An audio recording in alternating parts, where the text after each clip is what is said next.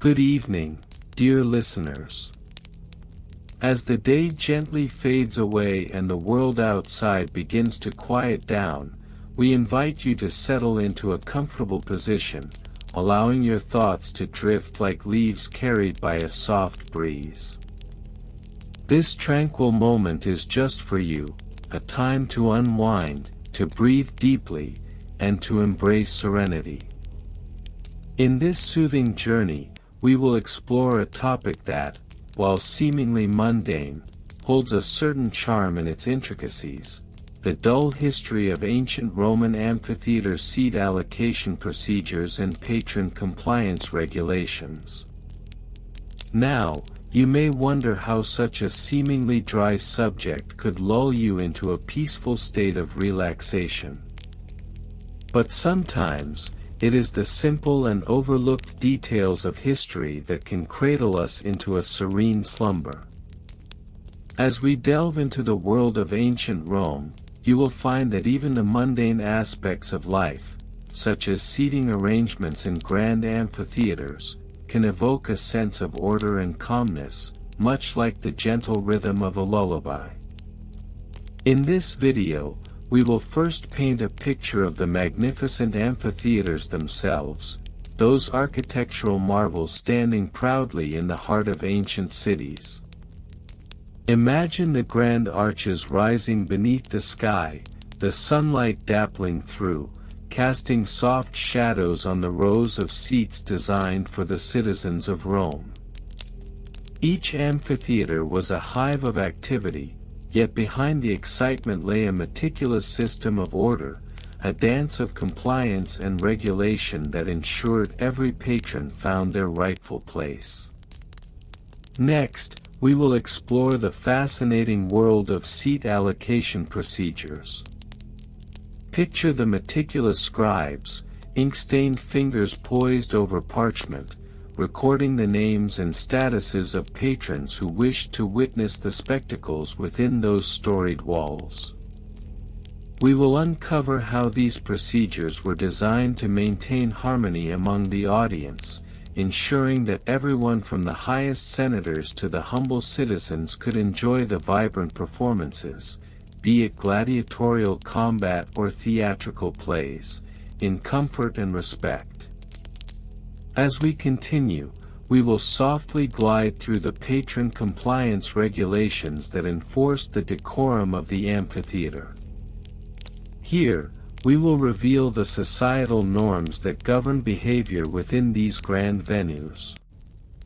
Imagine the gentle reminders spoken by attendants, urging patrons to maintain decorum, to refrain from unruly behavior, and to appreciate the artistry unfolding before them. It is a reminder that even in the hustle and bustle of life, there exists a space for respect and tranquility. Throughout this exploration, we will embrace the soothing cadence of words, allowing them to wash over you like a gentle wave. Each detail will be presented with care, inviting you to relax deeper into your surroundings, to let go of the day's burdens, and to surrender to the peaceful embrace of sleep. So, dear listeners, let yourself be enveloped in this calming narrative as we take a serene journey back in time. It is in the quiet corners of history that we often find the most delightful stories, and tonight, we will uncover the understated beauty of ancient Roman amphitheater seat allocation and patron compliance. As we prepare to embark on this tranquil voyage, take a moment to inhale deeply, feeling the air fill your lungs, and exhale softly, releasing any tension. Allow your mind to settle, to float gently like a feather in the breeze, as we transition into the main content of our exploration. Together, we will wander through the echoes of ancient Rome, discovering the calm within its complexities. Let us begin this soothing journey together. The historical evolution of seat allocation procedures and patron compliance regulations in ancient Roman amphitheaters presents an intricate tapestry of administrative practices that emerged over several centuries, beginning with the establishment of the earliest such structures in the Republic. The origins of these practices can be traced back to the late 3rd century BCE, with the construction of the first permanent amphitheater in Rome, known as the Amphitheatrum Flavium, completed in 80 CE under the reign of Emperor Titus. The amphitheater, commonly referred to as the Colosseum, was distinguished by its elliptical shape, measuring approximately 189 meters long and 156 meters wide, with a seating capacity estimated to exceed 50,000 spectators. The architectural design of the Colosseum featured a complex system of vaults and arches, utilizing travertine limestone, tuff, and concrete, which facilitated the accommodation of a large number of patrons. The seating arrangements within the amphitheater were stratified according to social class, reflecting the hierarchical nature of Roman society. The lower tiers, known as the podium, were reserved for the elite members of society, including senators and wealthy citizens, while the upper tiers were allocated to the lower classes, including plebeians and slaves. The allocation of seating was governed by a series of regulations that were established as early as the late Republic.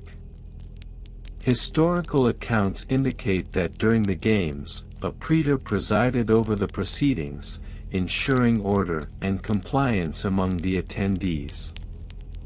The praetor was responsible for overseeing the distribution of tickets, known as libelli, which were issued to patrons in advance. These libelli contained specific information regarding the designated seating area, row, and seat number. In 27 BCE, with the advent of the Roman Empire, Augustus instituted further refinements to the seat allocation system. The emperor mandated that all tickets be numbered and that patrons present their libelli at designated entry points, where officers known as lictors would verify compliance. Upon entry, patrons would often encounter a series of attendants tasked with directing them to their assigned seats, thereby minimizing chaos and ensuring a regulated flow of spectators into the amphitheater. The daily routines of amphitheater operations were meticulously planned. For example, prior to the commencement of any games, a detailed schedule would be disseminated, outlining the events and the expected duration of each segment. This schedule was frequently inscribed on public tablets, allowing patrons to prepare for their visit. The events typically included gladiatorial contests, venations, wild beast hunts, and public executions, which were all orchestrated to maximize attendance and, consequently, revenue. Patron compliance was further enforced through a variety of methods, including the presence of the censors, officials responsible for maintaining public morality and overseeing the seating arrangements. The censors had the authority to remove any individuals deemed disruptive or non-compliant with the established regulations. Records indicate that in 16 BCE, the censors implemented a series of fines for patrons who failed to honor their assigned seating, thus reinforcing the importance of obedience to the seating protocols. As the political landscape of Rome evolved, so too did the administrative procedures governing amphitheater operations. By the 1st century CE, under the reign of Emperor Nero, the management of amphitheater events became increasingly centralized. Nero's administration instituted a system of patron loyalty programs, encouraging repeat attendance through the issuance of preferential seating tokens to loyal patrons. This program not only incentivized compliance but also fostered a sense of community among frequent attendees, thus enhancing the overall experience of the amphitheater. The architectural details of subsequent amphitheaters, such as the Amphitheater of Pompeii, 80 BCE, and the Arena of Verona, 30 CE, reflected similar protocols in seat allocation and patron management. Both structures adopted the tiered seating arrangement, facilitating the stratification of spectators according to social standing. The emergence of these new amphitheaters prompted the establishment of localized administrative bodies responsible for the enforcement of compliance regulations, thus dispersing the authority previously concentrated in Rome. The daily routines of amphitheater administrators included extensive planning meetings, wherein officials would discuss logistical matters related to seating arrangements, ticket issuance, and compliance monitoring. In addition to these internal meetings, amphitheater managers would frequently consult with local magistrates to ensure that the seating arrangements adhered to broader legislative mandates concerning public entertainment. In a notable instance, the amphitheater at Capua, constructed in 50 CE, faced scrutiny from local authorities regarding its seating capacity, leading to adjustments in the allocation procedures to accommodate a larger audience while maintaining order. The emergence of Christianity in the 4th century CE marked a significant turning point in the history of Roman amphitheaters, as many venues were repurposed for religious gatherings. However, the established practices of seat allocation and patron compliance continued to influence the organization of these newly formed gatherings. As such, the vestiges of the amphitheater seating protocols were integrated into the burgeoning Christian practices, albeit adapted to new ecclesiastical standards. In the transition from pagan to Christian usage, the amphitheater's seating arrangements underwent minimal alteration. The stratification of seating persisted, with clergy and high-ranking church officials occupying the most desirable locations. The church, recognizing the importance of maintaining order among congregants, employed similar mechanisms of patron compliance used in the previous era. Clerical oversight was established, ensuring that attendees adhered to the seating regulations while also fostering a sense of reverence during religious ceremonies. Documentary evidence from the 5th century CE illustrates the enduring nature of amphitheater seating protocols, as church records chronicled the attendance and seating of congregants during significant religious events. Compliance regulations remained in place, with church officials empowered to issue warnings or fines to those who failed to adhere to the seating arrangements. This practice underscores the lasting impact of Roman administrative procedures on subsequent societal norms, reflecting a continuity that persisted even as the empire transitioned into a new religious paradigm. Furthermore, the decline of the Western Roman Empire in the late 5th century did not signify the complete abandonment of amphitheater seat allocation practices.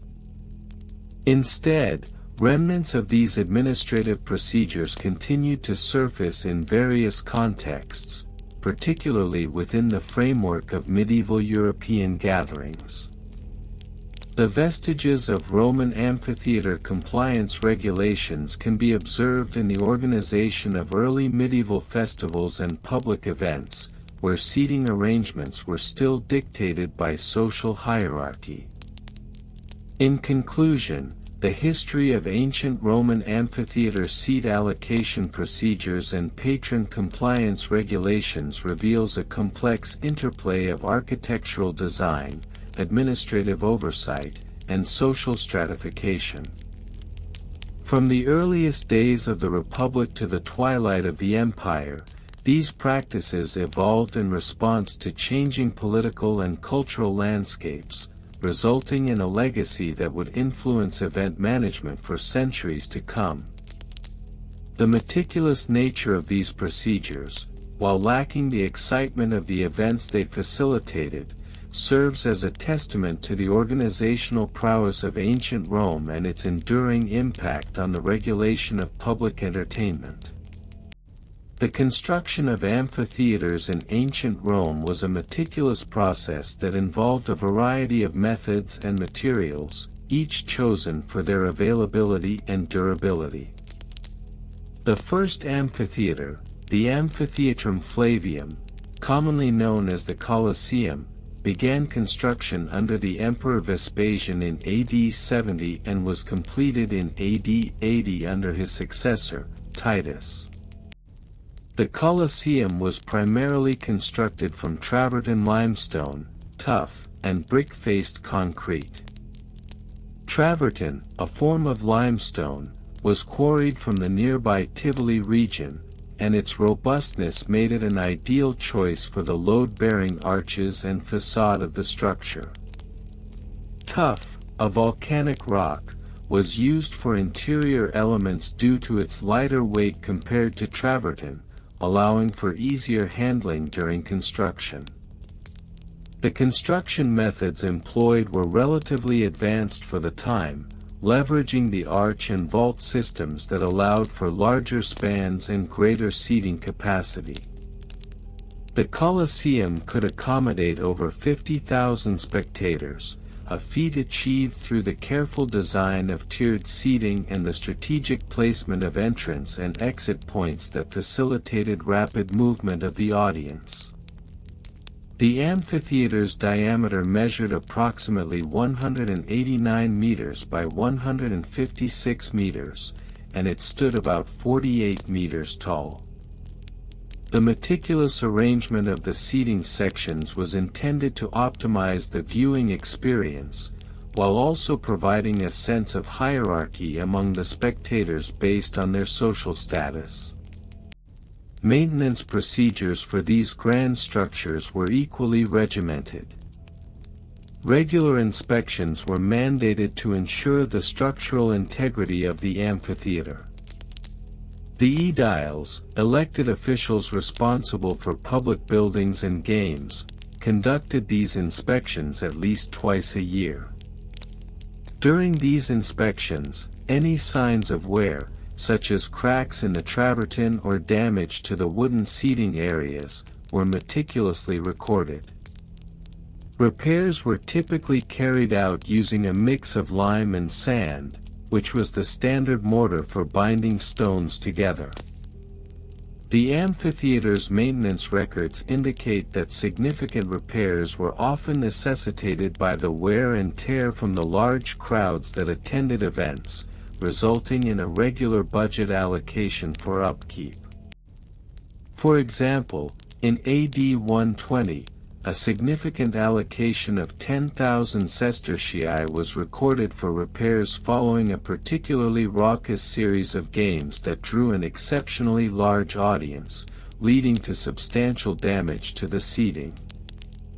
The financial aspects of amphitheater management are well documented, revealing a complex system of revenue and expenditure. The primary sources of income included ticket sales, sponsorship from wealthy patrons, and concessions.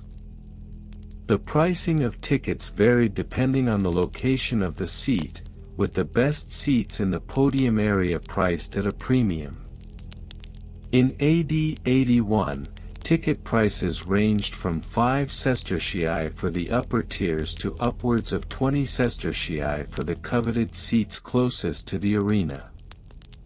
Additionally, The sale of food and drink at these events contributed significantly to the financial health of the amphitheater, with vendors required to pay a licensing fee for the right to operate on the premises. Detailed financial records from the period indicate that the total costs of maintaining the Colosseum were substantial. The annual budget for maintenance averaged around 15,000 sestertii, covering labor costs, materials, and provisions for events. Labor was often sourced from local populations, with records indicating that workers were typically compensated at a rate of 1 sestertius per hour. This wage structure ensured that maintenance could be carried out efficiently, as laborers were incentivized to work quickly to complete repairs before the next scheduled games. Personnel involved in the amphitheater's operations included a diverse array of job titles, each with specific responsibilities. The most prominent among these were the aediles, who oversaw the overall management of the games and events. They were responsible for ensuring that the amphitheater met safety standards and that the seating allocation complied with regulations. In addition to the aediles, a cadre of clerks managed ticket sales and record keeping, maintaining meticulous logs of attendance and revenue. The role of the architect was also crucial. Architects were tasked with designing new features for the amphitheater and overseeing major renovations, ensuring that the structure remained not only functional but also aesthetically pleasing. The role of the lanista, or trainer of gladiators, was significant in the context of events held at the amphitheater.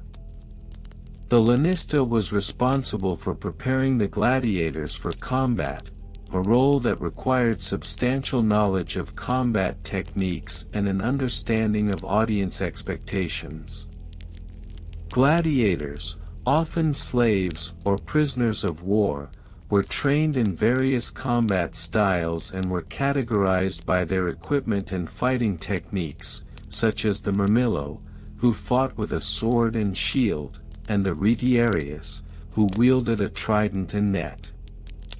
Technical specifications of amphitheaters provide further insight into their complexity. The Colosseum itself featured a complex system of vaults and corridors that allowed for efficient movement of both spectators and performers. The hypogeum, or underground area, was a particularly intricate aspect of the amphitheater's design. It housed gladiators, animals, and stage machinery, enabling quick access to the arena through trapdoors and lifts. The hypogeum measured approximately 15 meters below ground level and consisted of a network of tunnels and chambers, illustrating the advanced engineering skills of Roman builders. Seating was arranged in a tiered fashion, with 80 entrance gates strategically placed to allow for the efficient movement of the crowd. The seating capacity was divided into sections that reflected the social hierarchy of Roman society. The lower levels were reserved for the elite and dignitaries, while the upper tiers were designated for the lower classes, including women and slaves. Each section was separated by walkways, and a series of staircases led to the different tiers, ensuring that patrons could navigate the amphitheater with relative ease despite the large crowds. The amphitheater's design also included a retractable awning known as the velarium, which provided shade for spectators on sunny days. This awning was managed by a team of sailors who operated the rigging from the top of the structure, a task requiring coordination and skill. Historical accounts suggest that this feature was particularly praised during the games held in AD 52, where the audience benefited from the cooling shade on an exceptionally hot day. In summary, The history of amphitheater seat allocation procedures and patron compliance regulations in ancient Rome, while ostensibly dull, reveals a wealth of information about the social, architectural, and financial frameworks that sustained these monumental structures. The construction methods and materials, maintenance procedures, financial records, personnel roles, and technical specifications collectively highlight the remarkable organizational capabilities of Roman society. Through these details, we gain insight into the daily operations of amphitheaters, which, although rarely the center of dramatic narratives, played a crucial role in the cultural and social life of ancient Rome. The legacy of these practices has continued to influence modern approaches to public entertainment venues, demonstrating the enduring nature of Roman ingenuity and regulation. The construction of the ancient Roman amphitheater was a meticulous process that required careful planning, skilled craftsmanship, and a variety of materials. The most renowned amphitheater, the Colosseum, began its construction under Emperor Vespasian in AD 70 and was completed in AD 80 under his successor, Titus. The structure's dimensions are notable, measuring approximately 189 meters long, 156 meters wide, and 50 meters high. The amphitheater could accommodate an estimated 50,000 to 80,000 spectators, making it a monumental feat of engineering. The primary materials used in the construction of Roman amphitheaters included travertine, tuff, and concrete. Travertine, a form of limestone, was quarried near Tivoli and was utilized for the structural framework in seating areas due to its durability and aesthetic appeal. Tuff, a volcanic rock, was often used for construction in areas near Rome and provided a lighter alternative for certain structural elements.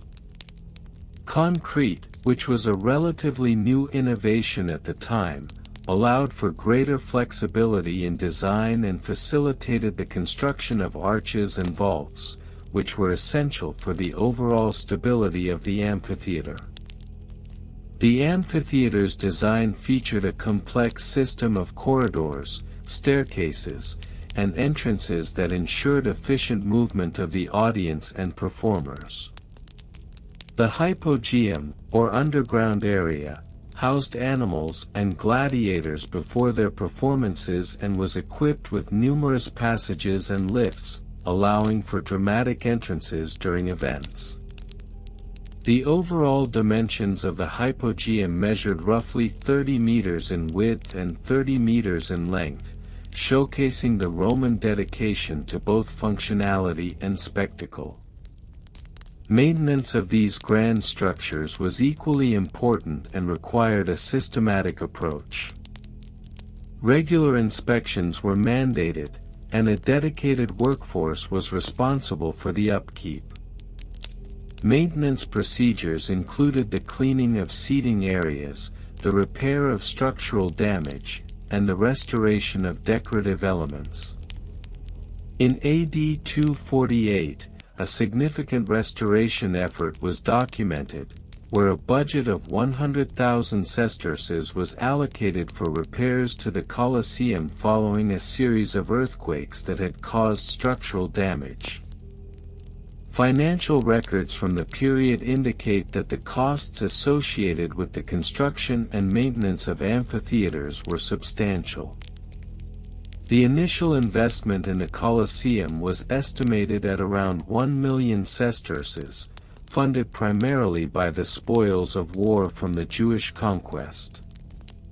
Annual maintenance costs, which included labor and materials, averaged between 30,000 to 50,000 sesterces, a figure that reflected the ongoing commitment to preserving the integrity of these public venues.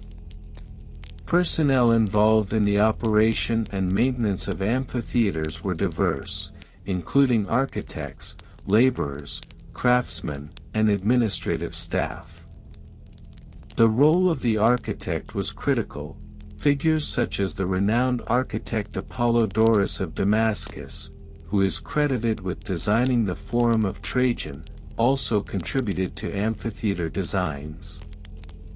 Laborers, often slaves or lower-class citizens, were responsible for the manual labor required in construction and maintenance, while skilled craftsmen handled specialized tasks such as stone carving and fresco painting. Administrative personnel included the editor, a position responsible for organizing events and overseeing the logistics of performances. The editor was tasked with ensuring compliance with patron regulations and managing the allocation of seating. Their role was formalized with a set of guidelines established in AD 33, which outlined the responsibilities associated with the position, including the management of ticket sales and patron compliance with seating arrangements. The technical specifications of Roman amphitheaters were advanced for their time, particularly in terms of acoustics and sightlines. The Colosseum's design employed a carefully calculated angle of seating, which was approximately 30 degrees from the arena floor to the highest row of seats. This design allowed for optimal viewing from various angles and distances. Additionally, the use of vaulted arches created an impressive acoustic effect, enabling the sounds of the arena to resonate throughout the structure, enhancing the experience for spectators. The seating arrangement was categorized into distinct sections, each designated for specific classes of society. The first tier, known as the podium, was reserved for the elite, while the second tier was allocated to the equestrian class. The lower tiers were designed with wider seats, measuring approximately 50 centimeters in width, to accommodate the wealthier patrons in relative comfort. In contrast, the upper tiers, known as the summa cavea, were narrower, with seats measuring about 40 centimeters in width, reflecting the social hierarchy of ancient Rome. Compliance regulations were strictly enforced to maintain order during events. A series of edicts established guidelines for behavior within the amphitheater, including restrictions on food and drink consumption and regulations governing loud or disruptive behavior. In AD 14, Emperor Augustus instituted a law requiring attendees to adhere to a dress code, which mandated that citizens wear togas while in attendance. This regulation not only emphasized the importance of decorum but also served as a means of controlling the social dynamics within the amphitheater. In conclusion, the dull history of ancient Roman amphitheater seat allocation procedures and patron compliance regulations is a testament to the intricate systems established to manage public entertainment. The construction methods and materials utilized in these monumental structures, the detailed maintenance procedures implemented to ensure their longevity, the financial records that reflect the significant costs associated with their operation, the diverse personnel responsible for their upkeep, and the technical specifications that enhanced the spectator experience collectively illustrate the complexity of Roman public life.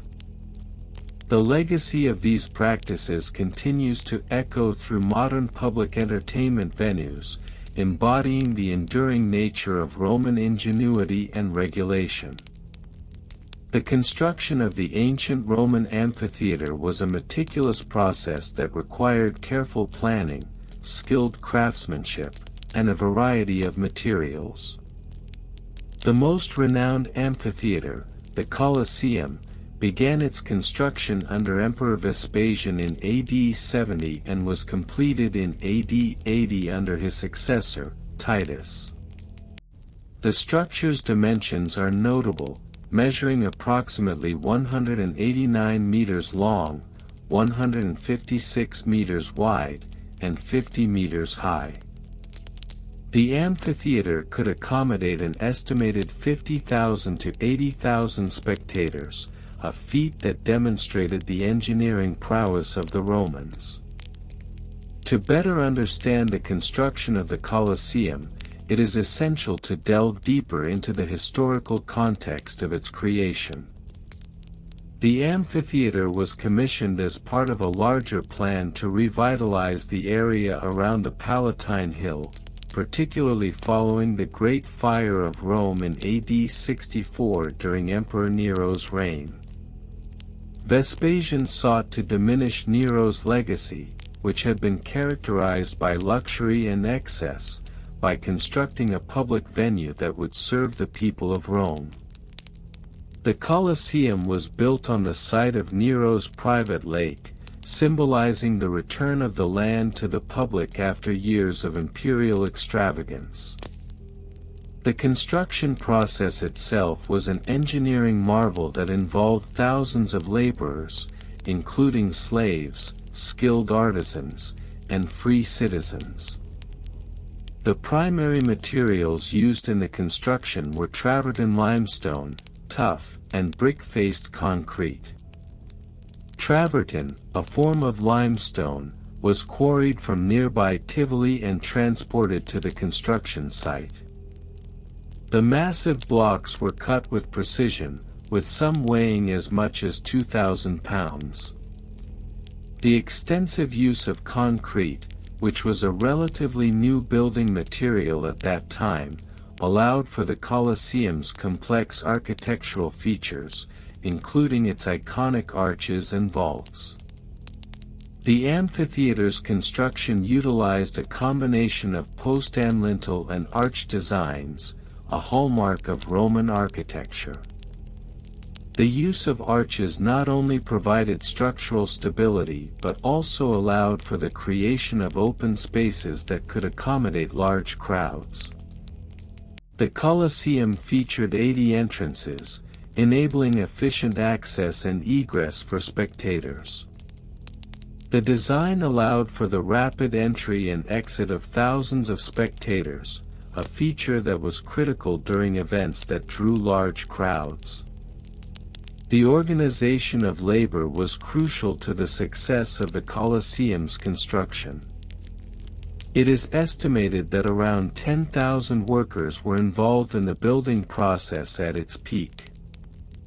These workers were organized into teams, each responsible for specific tasks such as stone cutting, masonry, and carpentry. The Romans also employed advanced techniques such as the use of a crane system for lifting heavy stones into place. The construction site was a bustling hub of activity, with workers toiling under the watchful eyes of foremen who ensured that the construction adhered to the architectural plans.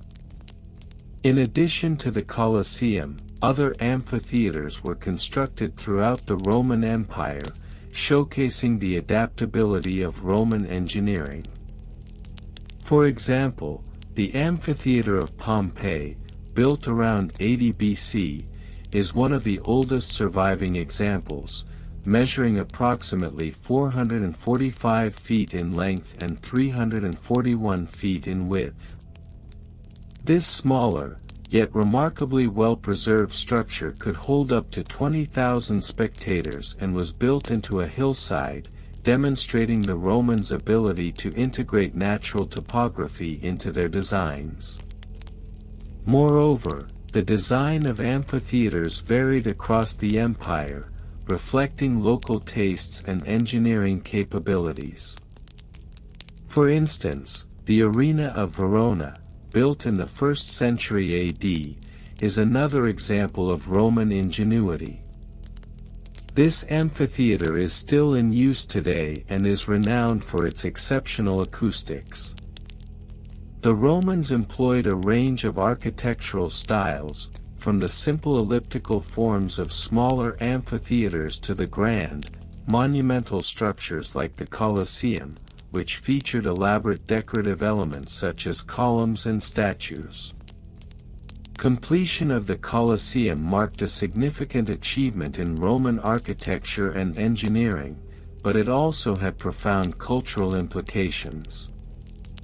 The amphitheater became a centerpiece for entertainment, showcasing gladiatorial games, animal hunts, and mock sea battles. Such events were not merely spectacles, they served as a means of social control, allowing emperors to gain favor with the populace through free entertainment. The games often featured elaborate sets and were accompanied by grand processions, enhancing their appeal.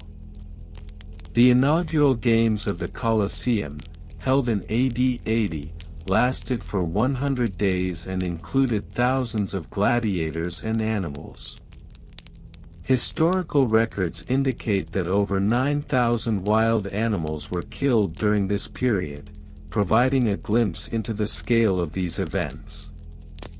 The Colosseum thus became a symbol of Roman imperial power, reflecting both the glory of Rome and its often brutal entertainment culture.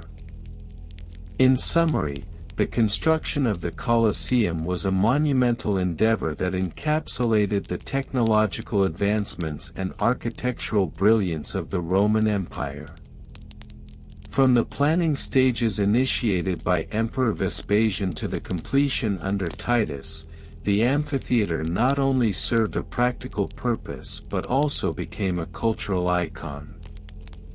Its legacy continues to influence modern architecture and remains a testament to the ingenuity and ambition of ancient Rome. The construction methods employed in the development of ancient Roman amphitheaters were emblematic of the engineering prowess of the time, yet they adhered to a regimented and commonplace methodology that rendered the process devoid of excitement. The materials utilized in their construction included primarily travertine limestone, tuff, and concrete, each chosen for their structural integrity and availability in the surrounding regions. The travertine limestone, often quarried from the hills of Tivoli, was a favored choice owing to its durability and aesthetic appeal. The quarries produced blocks averaging 1.5 meters by 0.75 meters by 0.5 meters, which were then transported to construction sites by teams of laborers. The use of tuff, a softer volcanic rock, was prevalent in the initial phases of construction for convenience, as it was easier to carve and shape. However, the final layers of the amphitheater's seating and facade were typically completed with concrete, which was a revolutionary material developed during the late Roman Republic, around 300 BCE.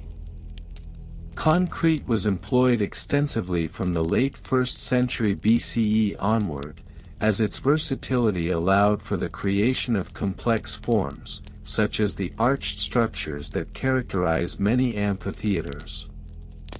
The combination of pozzolana, volcanic ash, with lime and water created a hydraulic binder, which could set underwater, thus facilitating the construction of foundations and lower tiers. During the construction of the Colosseum, which began under Emperor Vespasian in 70 CE and was completed in 80 CE under his son Titus, an estimated 100,000 cubic meters of concrete were utilized. Maintenance procedures for these grand structures were methodical and routine. It was common practice for municipal authorities to implement regular inspections of amphitheater facilities, which included checks for structural integrity, cleanliness, and safety compliance. Maintenance teams, often composed of skilled laborers and overseers, were tasked with the upkeep of seating areas, passageways, and the arena floor. Records indicate that such inspections were conducted at least biannually, with a complete report filed by the lead inspector, known as the curator Ladorum, who oversaw the public games and spectacles held within these venues. In 157 CE, for instance, a detailed maintenance manual was found in Pompeii, outlining the necessary procedures to repair and replace seating planks, ensuring that the wooden components, which were often used in the upper tiers, remained in a stable condition. These wooden seats, typically made from locally sourced timber, were expected to last approximately 10 years before requiring replacement. The average cost for a single seat, including labor and materials, was documented to range between 1 and 2 denarii, depending on the intricacy of the craftsmanship involved. Thus, for a large amphitheater with 50,000 seats, an annual maintenance budget could exceed 100,000 denarii, a significant expense for any municipal government.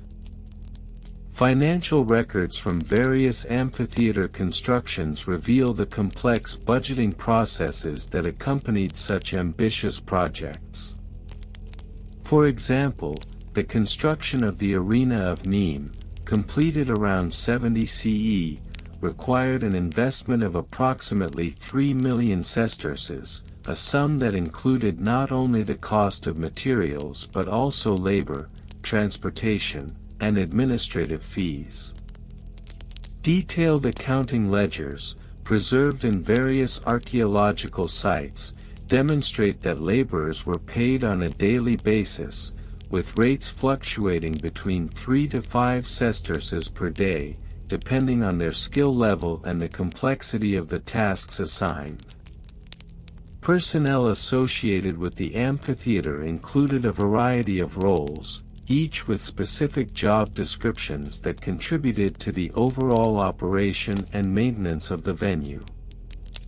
The curator Ladorum, mentioned earlier, was responsible for the organization of public games and events, managing both budgetary concerns and compliance with regulations regarding patron safety and enjoyment. Additionally, the roles of architect and engineer were critical during the construction phase.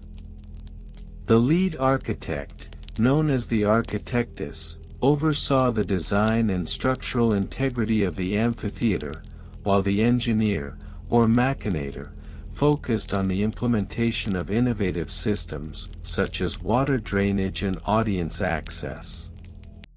In the realm of maintenance, the position of the aedile was crucial.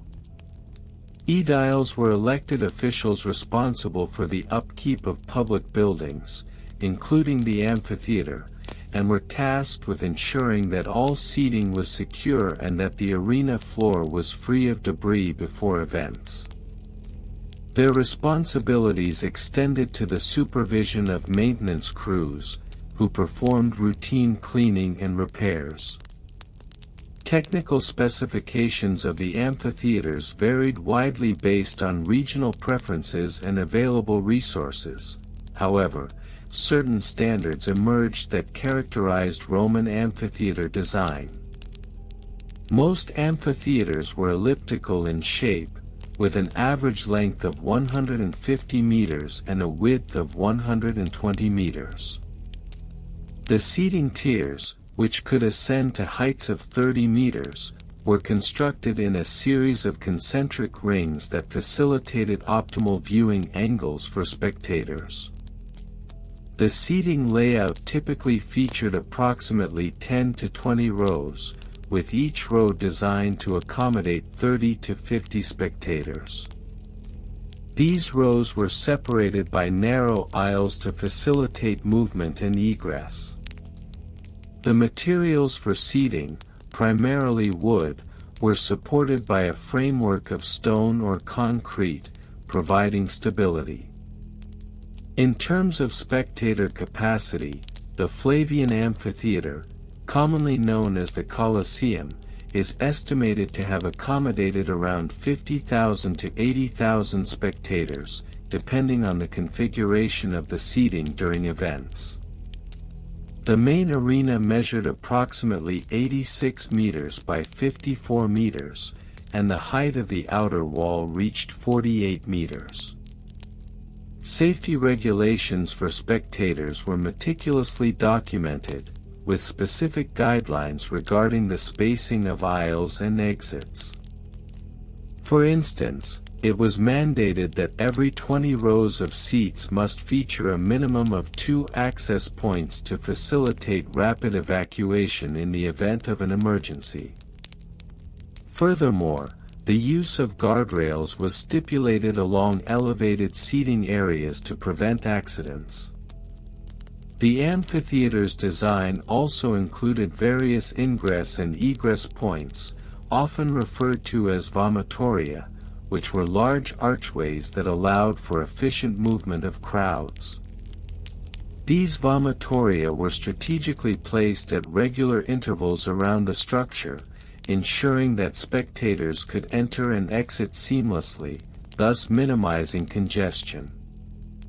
Overall, the dull history surrounding the amphitheater seat allocation procedures and patron compliance regulations is a testament to the Roman commitment to organizational efficiency and public safety.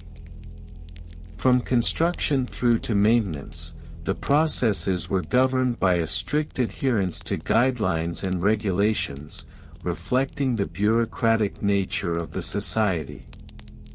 The financial implications of these endeavors were considerable, with detailed record-keeping and accountability ensuring that funds were utilized effectively.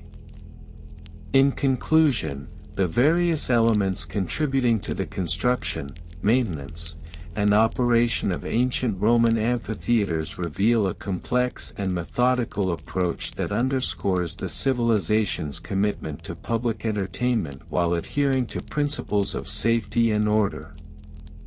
The meticulous attention to detail in materials, financial records, personnel, and technical specifications collectively exemplifies the dull yet significant bureaucratic nature of ancient Roman amphitheater management. It is within these mundane accounts that one can glean insights into the societal values and administrative practices that defined one of history's most enduring civilizations. The construction methods and materials employed in the building of ancient Roman amphitheaters were largely dictated by local resources and the technological capabilities of the period. The earliest amphitheaters, such as the one in Pompeii, constructed around 80 BCE, utilized tuff, a soft volcanic rock, which was readily available. As the demand for larger and more complex structures grew, particularly during the late Republic and early imperial periods, the use of concrete became prevalent. The Colosseum, completed in 80 CE, utilized a combination of travertine limestone, tuff, and concrete, demonstrating the Romans' innovative approach to materials and their ability to manipulate these for structural integrity.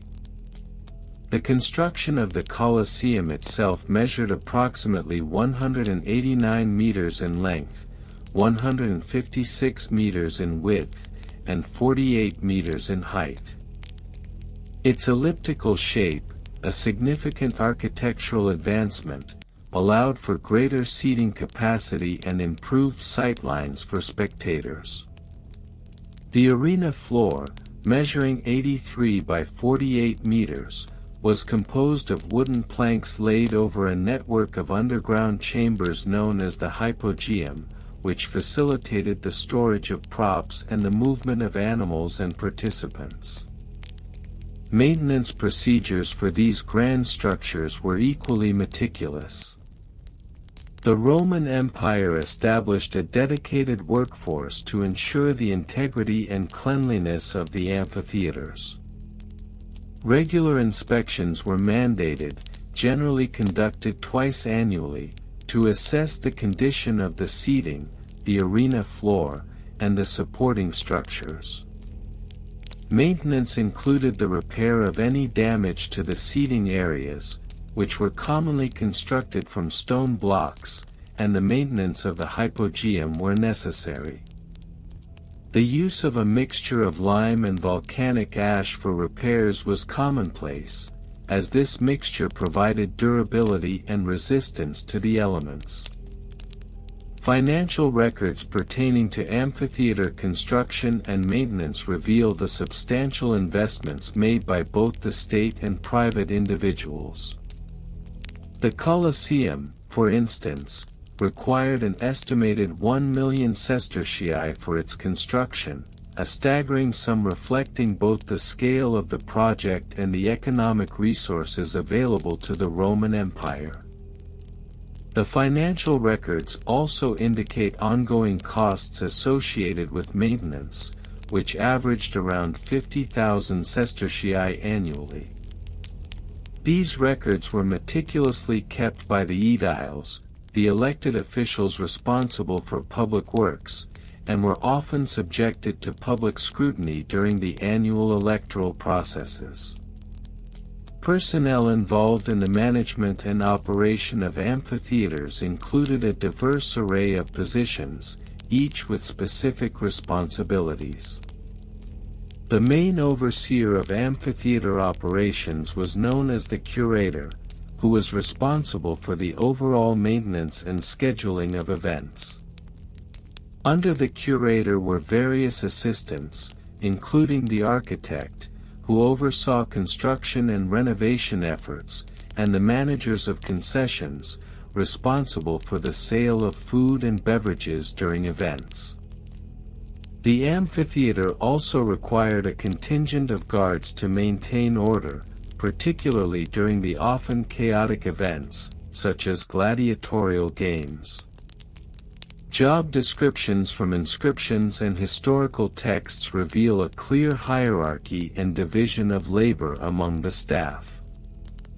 For instance, the position of lanista, or trainer of gladiators, was critical in ensuring the preparedness of the combatants for the events. The lanista was responsible for training techniques, maintaining discipline, and sometimes negotiating the sale of gladiators to wealthy patrons.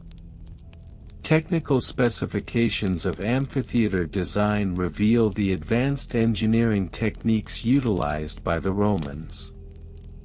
The Colosseum featured a complex system of vaults and arches, which distributed weight more effectively than previous designs. The outer wall consisted of 3 tiers of arches, allowing for a total of 80 entrances, facilitating efficient movement of spectators. The seating capacity of the Colosseum is estimated to be around 50,000 to 80,000 spectators, depending on the configuration of the events held. The amphitheater's design also incorporated various innovations to enhance the spectator experience, such as the velarium, a retractable awning system designed to protect spectators from the sun. This feature required a skilled team of sailors to operate, as it was anchored to a system of pulleys and ropes that allowed it to be extended and retracted as needed. The engineering behind this system demonstrates the Romans' understanding of both architecture and the practical needs of their populace. The financial implications of these amphitheater operations were significant. Revenue generated from ticket sales, typically ranging from 2 to 5 sestertii per person, was an important source of income. For larger events, the potential for higher ticket prices was explored, especially when high-profile gladiators or exotic animals were involved. Furthermore, the amphitheater served as a venue for public executions and other state-sponsored events, which were free to the public but served to reinforce the power of the state and the emperor. Records indicate that patron compliance with seating regulations was taken very seriously. The allocation of seats was typically determined by social status, with senators and their families receiving the best locations in the front rows, while the plebeians were relegated to the upper tiers. The use of colored tickets to signify seating arrangements was documented as early as the 1st century CE, with specific colors denoting specific zones within the amphitheater. This system was essential for maintaining order, especially during sold-out events. The enforcement of these regulations was the responsibility of the aediles, who employed a corps of attendants known as viators. These attendants ensured that spectators adhered to their assigned seats, and any infractions were met with fines or ejection from the venue. Notably, records from the 1st century CE illustrate instances of conflict arising from disputes over seating, which necessitated the intervention of guards trained in crowd control. In summary, the construction, maintenance, and operational management of ancient Roman amphitheaters reflect a complex interplay of societal values, engineering prowess, and economic considerations. The meticulous records kept by various officials underscore the importance of these structures within Roman society, not only as venues for entertainment but also as symbols of the empire's architectural and administrative capabilities. Understanding these aspects of amphitheater management provides a clearer picture of the societal framework that sustained one of history's most influential civilizations.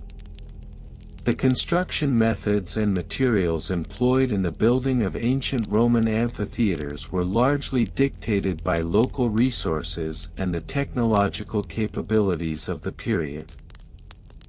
The earliest amphitheaters, such as the one in Pompeii, constructed around 80 BCE, utilized tuff, a soft volcanic rock, which was readily available in the region.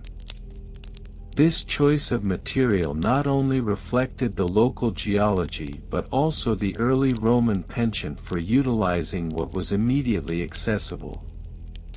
The Pompeii amphitheater, remarkable for its elliptical shape, could seat approximately 20,000 spectators, demonstrating the Romans' early understanding of crowd dynamics and sightlines. As the demand for larger and more complex structures grew, particularly during the late Republic and early imperial periods, the use of concrete became prevalent. The introduction of Roman concrete, known as opus caementitium, around the late 1st century BCE, revolutionized construction techniques. This new material was made from a mixture of lime mortar, water, sand, and volcanic ash, pozzolana, which allowed for greater structural integrity and durability. One of the most notable examples of this innovation is the Colosseum, officially known as the Flavian Amphitheater, which began construction under Emperor Vespasian in AD 70 and was completed in AD 80 under his successor, Titus. The Colosseum's immense scale, measuring approximately 189 meters long, 156 meters wide, and 50 meters high, showcases the advanced use of concrete and the arch. The structure could accommodate an estimated 50,000 to 80,000 spectators, and its design incorporated 80 entrances to facilitate the efficient movement of large crowds. The use of barrel and cross vaults allowed for the creation of multi-level seating, which not only maximized capacity but also provided excellent sightlines. Additionally, the construction of amphitheaters involved sophisticated engineering techniques. The ground was often excavated to create a slightly sloped arena floor, which was typically made of sand to absorb blood and provide a cushion for actors and gladiators. The arena in the Colosseum was approximately 83 meters long and 48 meters wide, surrounded by a complex system of tunnels and chambers, known as the hypogeum. This underground area housed animals, gladiators, and stage props, allowing for elaborate performances that included mock naval battles. The hypogeum was equipped with a series of pulleys and trapdoors, demonstrating the Romans' innovative approach to event staging. Another case study that highlights the evolution of amphitheater construction is the Arena of Verona, constructed in the 1st century AD. This structure, made from local limestone, is renowned for its remarkable preservation and remains one of the best preserved ancient structures in Italy. The arena's elliptical shape and tiered seating accommodate around 15,000 spectators, and it also showcases the Roman mastery of the arch, with its 72 arches that support the outer wall. Historically, the use of amphitheaters was not solely for entertainment. They played a crucial role in social and political life in ancient Rome. Events such as gladiatorial games, animal hunts, and public spectacles served to reinforce the power of the emperors and the state while providing a means for the populace to engage in leisure activities. The construction of these grand structures was often financed by emperors or prominent citizens, who used them to gain favor with the public. For instance, the construction of the Colosseum was funded by the spoils of the Jewish war, symbolizing both conquest and generosity. Moreover, the amphitheater's design and construction were influenced by earlier structures, such as the Greek theater, which were typically built into hillsides and featured a semicircular layout. The Romans adapted these designs to suit their urban environments, leading to the iconic freestanding structures we associate with Roman amphitheaters today. The combination of local resources, innovative materials, and advanced engineering techniques allowed the Romans to create some of the most enduring examples of public architecture in history. By the 3rd century AD, amphitheaters were widespread across the Roman Empire, with thousands of them built in various provinces, from North Africa to Britain. The use of local materials continued, with regions adapting their construction methods to integrate indigenous stones and resources. For instance, the amphitheater in El Jem, Tunisia, built in the 3rd century AD, utilized local limestone and could hold an estimated 35,000 spectators, showcasing the continuing evolution of amphitheater design and construction throughout the empire. In summary, the construction of ancient Roman amphitheaters reflects a blend of local resources, technological advancements, and socio-political factors that shaped their design and utility. From the tough blocks of Pompeii to the concrete marvels of the Colosseum and beyond, these structures remain a testament to Roman engineering prowess and cultural significance. #The dull history of ancient Roman amphitheater seat allocation procedures and patron compliance regulations. Part 6. Regional variations and comparisons. The allocation of seats within Roman amphitheaters was not a monolithic practice but rather a complex system that exhibited considerable regional variations across the vast expanse of the Roman Empire. These variations were shaped by local customs, population densities, and the unique architectural designs of amphitheaters in different provinces. In Rome itself, the Colosseum, an architectural marvel of its time, employed a highly structured seating arrangement that was meticulously planned to accommodate the vast crowds that flocked to view gladiatorial contests, animal hunts, and other public spectacles. Citizens of Rome enjoyed a hierarchical seating system, with the senatorial class occupying the front rows, followed by the equestrian order, and finally the lower classes relegated to the upper tiers.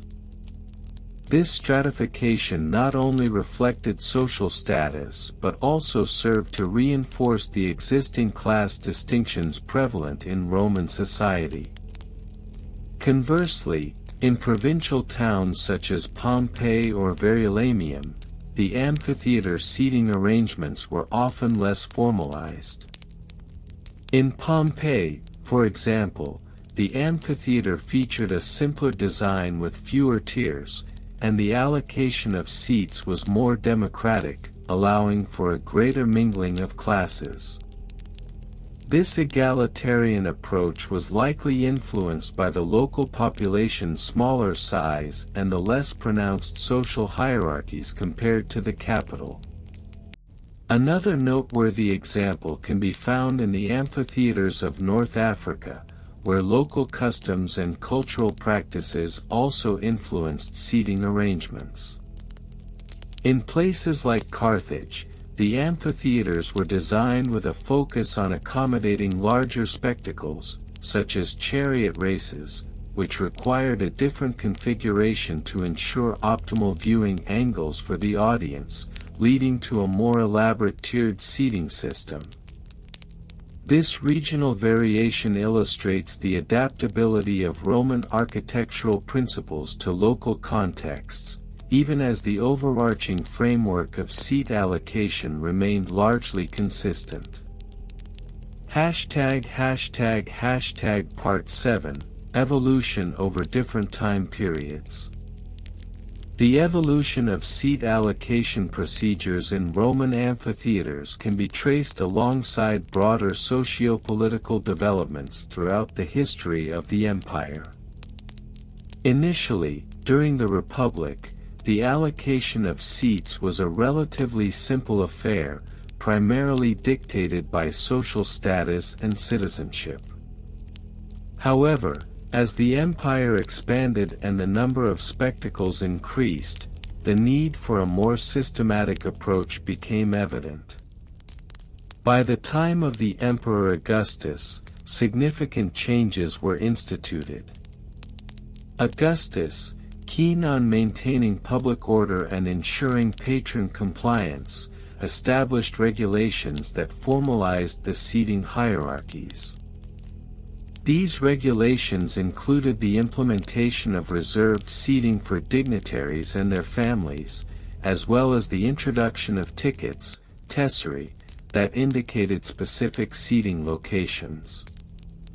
The tesserae system not only facilitated the management of crowds but also provided a means of tracking attendance, which became crucial for maintaining social order during large events.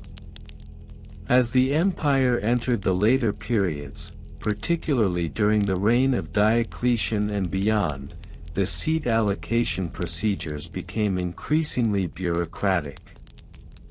With the rise of the Christian faith and the subsequent shifts in public entertainment, the amphitheater's role began to evolve, leading to a decline in traditional events. This shift necessitated further adaptations in seat allocation protocols, as the focus transitioned from gladiatorial games to religious gatherings. Part 8, Bureaucratic Regulations and Laws. The bureaucratic framework surrounding amphitheater seat allocation was complex and multifaceted, encompassing a myriad of regulations that govern not only the allocation of seats but also the behavior of patrons within these public spaces. Roman law, as codified in the 12 Tables and later legal texts, provided the foundation for these regulations, establishing clear guidelines for the conduct expected of spectators. One of the primary legal stipulations concerning amphitheater conduct included the prohibition of disruptive behavior during performances. Spectators were expected to maintain decorum. Any form of unruliness could result in expulsion from the venue. The enforcement of such regulations often fell to a designated cohort of officials known as the Guidiles, who were responsible for the maintenance of public order. These officials wielded considerable authority, including the power to allocate seating based on compliance with social norms, thus ensuring that the amphitheater remained a space of civilized entertainment. Moreover, a series of edicts issued by emperors further refined the legal landscape surrounding amphitheater use. For instance, Emperor Nero's infamous edict mandated that all citizens must attend public games at least once per year, a regulation that underscored the importance of public spectacle in Roman life. This law not only served a propagandistic purpose but also necessitated careful management of seating to accommodate the anticipated influx of attendees. Part 9, Supply Chain and Logistics. The logistics of managing crowd attendance in Roman amphitheaters were formidable, necessitating a well-oiled supply chain to ensure the smooth functioning of events. From the procurement of materials for seating to the arrangement of ticket distribution, each aspect of the process required meticulous planning and coordination. The amphitheater's construction itself was often a collaborative endeavor involving local artisans, laborers, and suppliers. Wood, stone, and other materials were sourced from nearby quarries and forests, with transportation being facilitated through a network of roads that crisscrossed the empire. Once the amphitheater was operational, ongoing maintenance required a continuous supply of resources to repair and refurbish seating areas, ensuring patron comfort and safety. In terms of ticket distribution, the tesserae system represented a critical component of the logistical framework.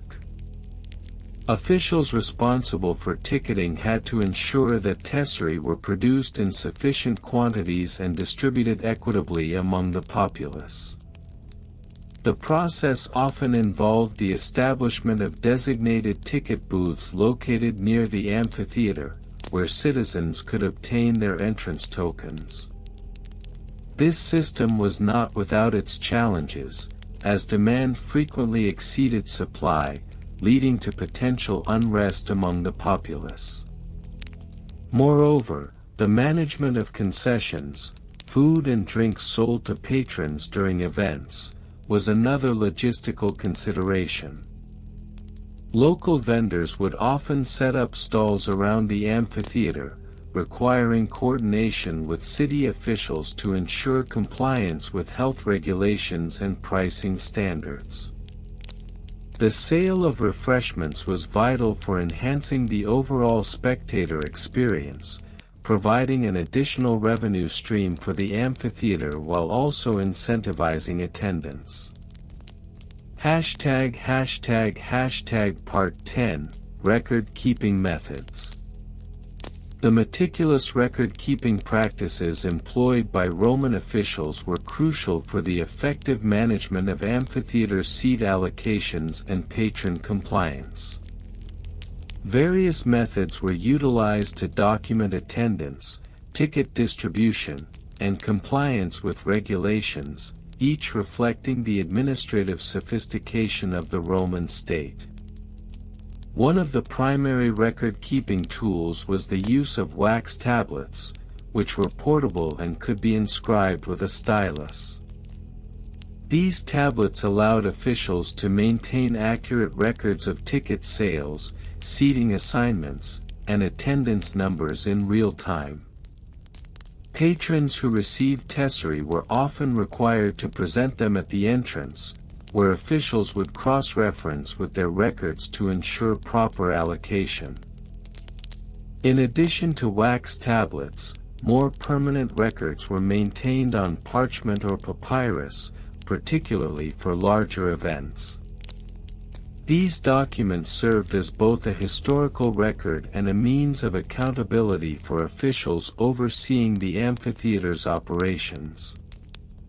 They would often include detailed accounts of the types of events held, the number of spectators in attendance, and any incidents requiring intervention by aediles or other officials. As the empire expanded and the complexity of amphitheater operations increased, so too did the need for more sophisticated record-keeping systems.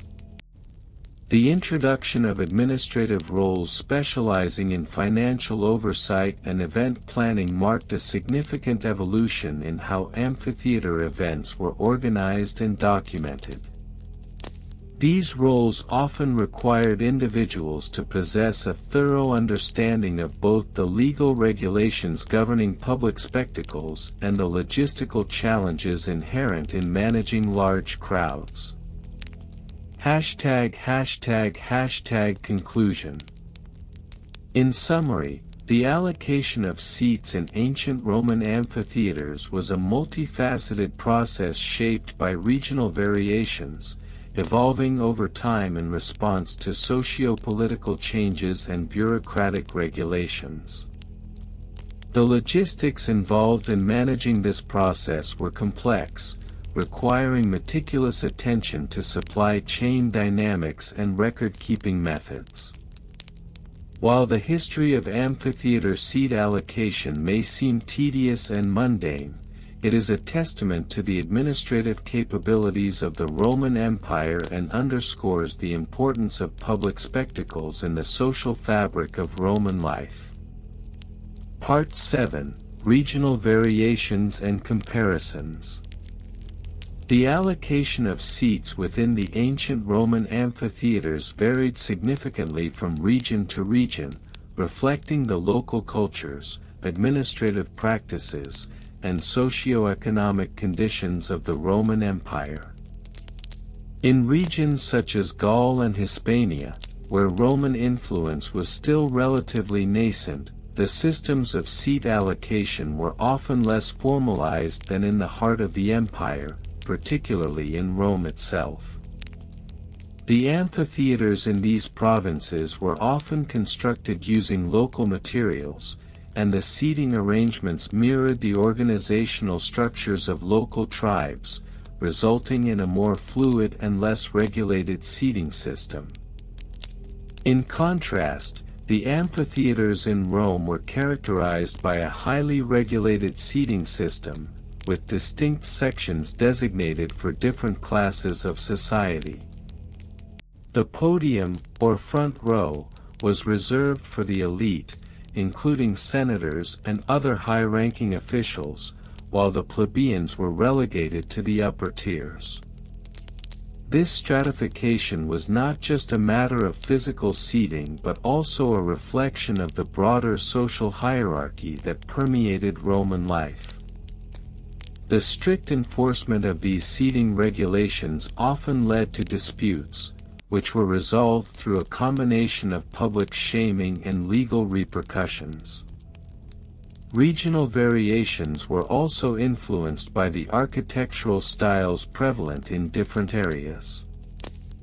For example, the amphitheater in Pompeii featured a unique seating arrangement that allowed for easier access to the various tiers, reflecting the local population's need for a more communal viewing experience. In contrast, the amphitheater in Capua, known for its grand scale, emphasized the grandeur of imperial power, with elaborate seating that reinforced the delineation between social classes. Part 8: Evolution over different time periods. The seat allocation procedures in Roman amphitheaters evolved considerably throughout the history of the empire, influenced by changing political climates, social structures, and cultural norms. During the early Republic, seating was often informal, with citizens freely choosing their spots based on arrival time. However, as the power of the state grew, particularly during the late Republic and into the imperial period, there was a marked shift towards a more bureaucratic and regulated system. By the time of Emperor Augustus, the need for a more structured approach to seat allocation became evident.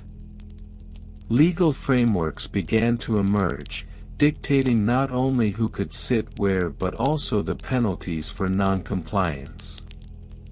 The Lex Julia de Spectaculis, enacted in 22 BCE, established guidelines for seating arrangements, which included detailed descriptions of the sections of the amphitheater and the respective rights of the citizens within those sections. The subsequent centuries saw the codification of these regulations into law. Under the reign of Emperor Diocletian, there was an increase in the enforcement of seating regulations, coinciding with broader administrative reforms across the empire. The introduction of the diocesan structure necessitated greater control over public spectacles, leading to standardized procedures that were disseminated across the provinces. Part 9: Bureaucratic Regulations and Laws. The bureaucratic framework governing amphitheater seat allocation was complex and multifaceted. It encompassed various laws, decrees, and administrative practices designed to ensure compliance among patrons and to facilitate the orderly conduct of public spectacles. The most significant of these regulations were reinforced by the concept of ius publicum, or public law, which underpinned the rights of citizens concerning public gatherings. The aforementioned Lex Julia de Spectaculis established the foundation for subsequent laws, detailing the responsibilities of local magistrates in enforcing seating regulations. These magistrates were typically responsible for the distribution of tickets, which were often inscribed with specific details regarding the holder's designated seating area. This practice not only helped to curb disputes but also served as a means of revenue generation for the local government, as tickets were frequently sold, with the proceeds funding the maintenance of the amphitheater and the hosting of future events. Additionally, local edicts often supplemented imperial legislation, allowing for regional adaptations that addressed specific local needs or customs. For instance, in regions with large populations of freedmen or former slaves, officials might implement more lenient seating policies to accommodate these demographics, thereby fostering goodwill among the populace and ensuring higher attendance rates at public spectacles. The enforcement of these regulations was often carried out by a cadre of local officials known as aediles, whose responsibilities extended beyond seating allocation to include the overall management of public games and events. Aediles had the authority to impose fines or other penalties on those who violated seating regulations, and they often maintained records of infractions to ensure accountability. Part 10: Supply Chain and Logistics.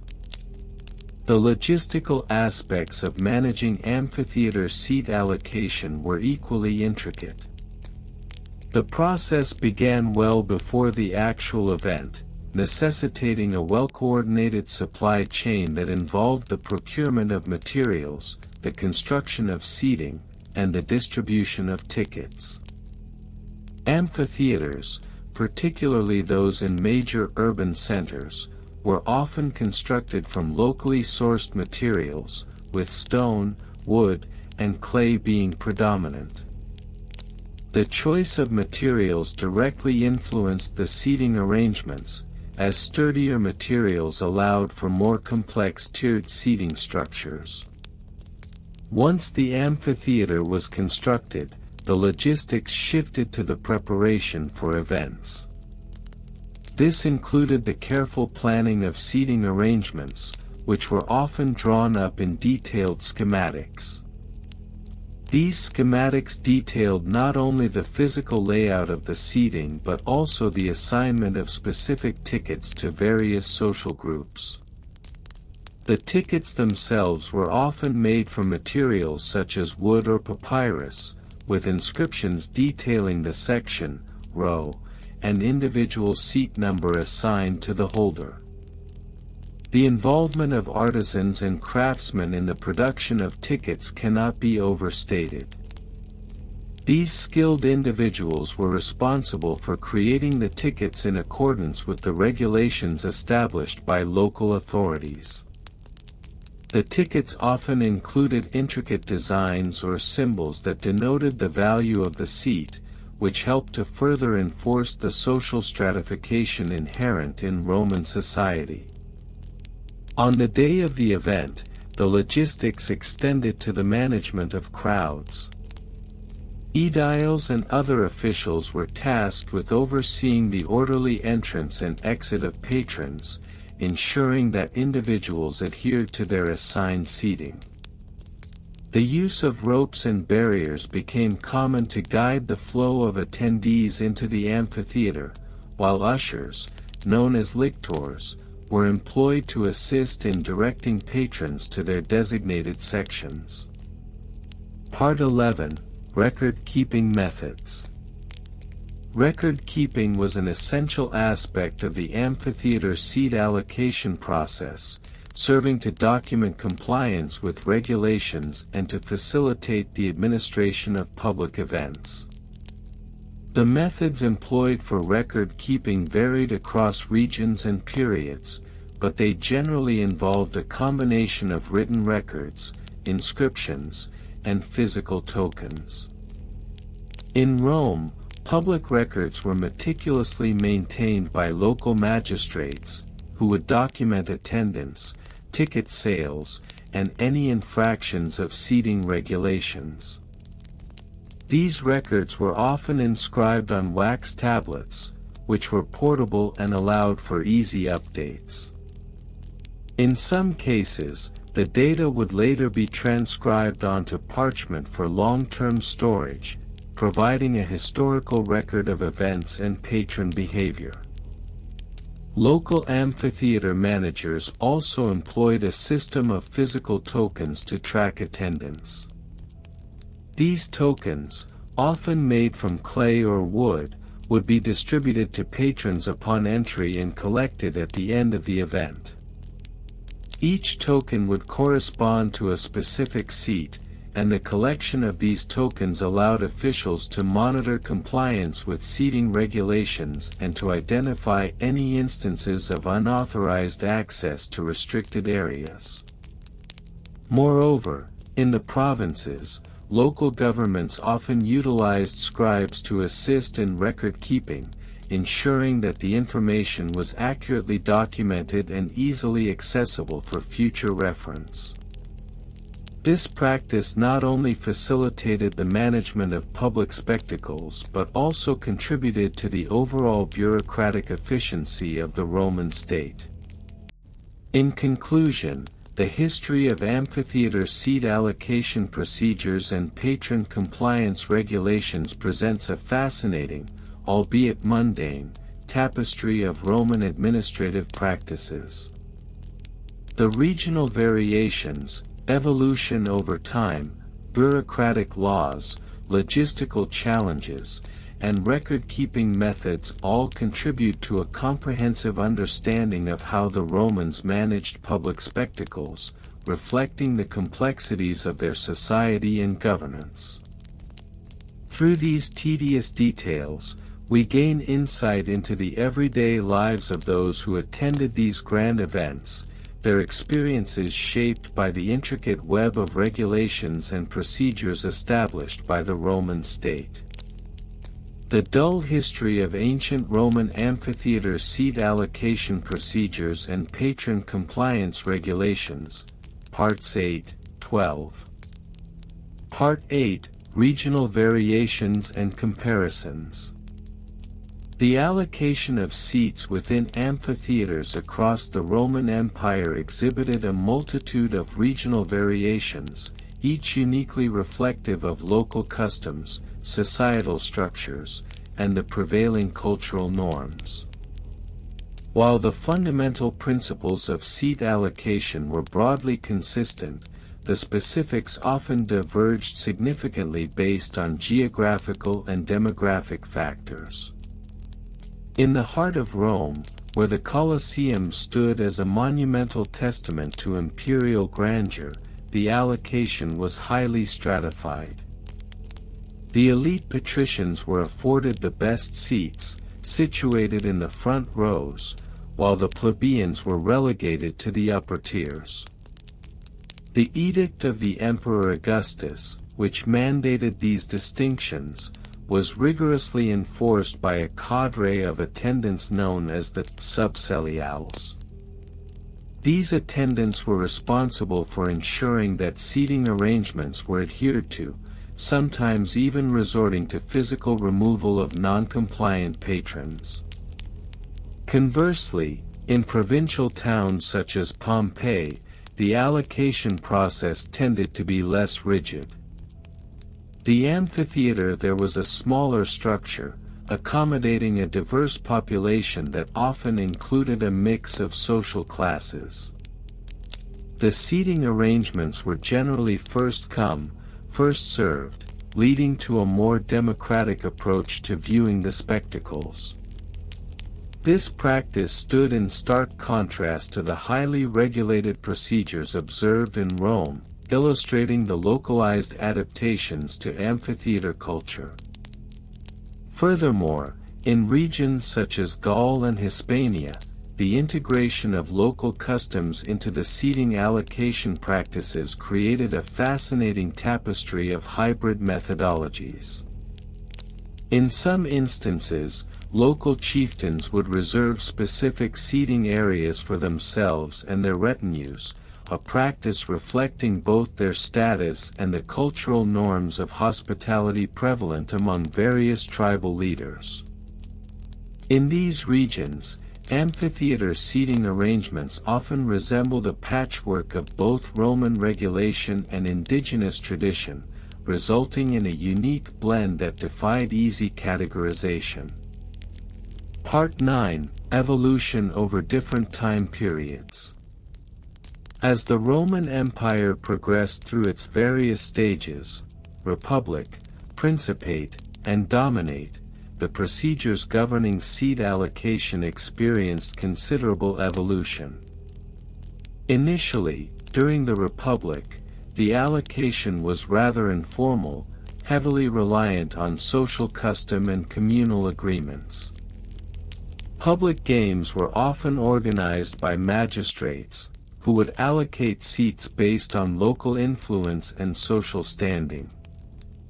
However, as the empire transitioned into the Principate, the burgeoning power of the emperors necessitated a more formalized approach. Under emperors such as Nero and Vespasian, the introduction of comprehensive laws governing seat allocation marked a significant turning point. These laws not only formalized the hierarchy of seating but also introduced penalties for non-compliance. For instance, the Lex Julia de Spectaculis mandated that those found in unauthorized sections could be fined or face public humiliation, thus reinforcing the socio-political stratification inherent in Roman society. As the empire transitioned into the Dominate, a period characterized by increased centralization of power and a greater emphasis on the imperial cult, seat allocation procedures became even more elaborate. The introduction of designated senatorial seating areas, complete with ornate decorations and specific privileges, illustrated the extent to which the state sought to control and influence public spectacles. During this time, the allocation process also began to reflect broader societal trends, including the increasing marginalization of the lower classes, who were often relegated to the farthest reaches of the amphitheater. Part 10: Bureaucratic Regulations and Laws. The bureaucratic framework surrounding amphitheater seat allocation was extensive and, at times, labyrinthine. A plethora of laws and regulations governed the procedures, each seeking to address the complexities of patron compliance and the preservation of social order during public spectacles. The aforementioned Lex Julia de Spectaculis was just one of many legal instruments utilized to regulate seating. The role of the aedilis, an elected official responsible for the maintenance of public buildings and the organization of games, was pivotal in enforcing these regulations. Aediles were tasked with overseeing the implementation of seating laws, ensuring that the allocation followed the prescribed hierarchies. This often required the meticulous documentation of seating arrangements, which contributed to the development of a robust bureaucratic system. Moreover, the Codex Theodosianus, compiled in the early 5th century CE, served as a significant repository of laws that impacted amphitheater regulations. This codex included specific articles detailing the rights and responsibilities of spectators, including the obligation to occupy one's designated seat and the penalties for non-compliance. The codification of such laws not only facilitated comprehension but also fortified the legal framework supporting the amphitheater's operational integrity. The bureaucratic oversight extended beyond the mere allocation of seats. It involved the coordination of ticketing systems, which were often complex and multifaceted. In larger venues, such as the Colosseum, tickets were issued with specific numerical designations corresponding to the allocated seating sections. The tesserae, or tickets, were sometimes inscribed with intricate designs to prevent forgery and ensure compliance. The enforcement of these regulations required the presence of officials, who would monitor the entry of patrons and ensure adherence to the established seating hierarchy. Part 11: Supply Chain and Logistics. The logistics surrounding amphitheater seating allocation were equally as complex as the bureaucratic regulations that governed them. The supply chain involved in preparing an amphitheater for a public spectacle encompassed a variety of elements, from the construction of seating arrangements to the procurement of necessary materials for ticketing and patron compliance. The construction of amphitheater seating itself was an exercise in logistical prowess.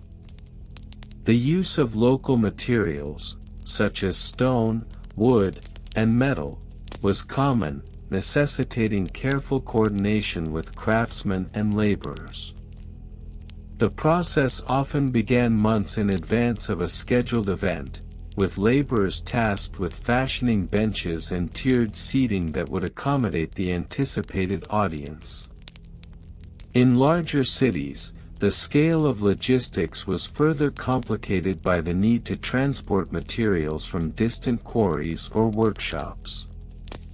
In addition to physical seating, the amphitheater required a comprehensive system for ticket distribution. The tesserae, as previously mentioned, were often crafted from durable materials, necessitating a supply chain that included artisans skilled in engraving and printing.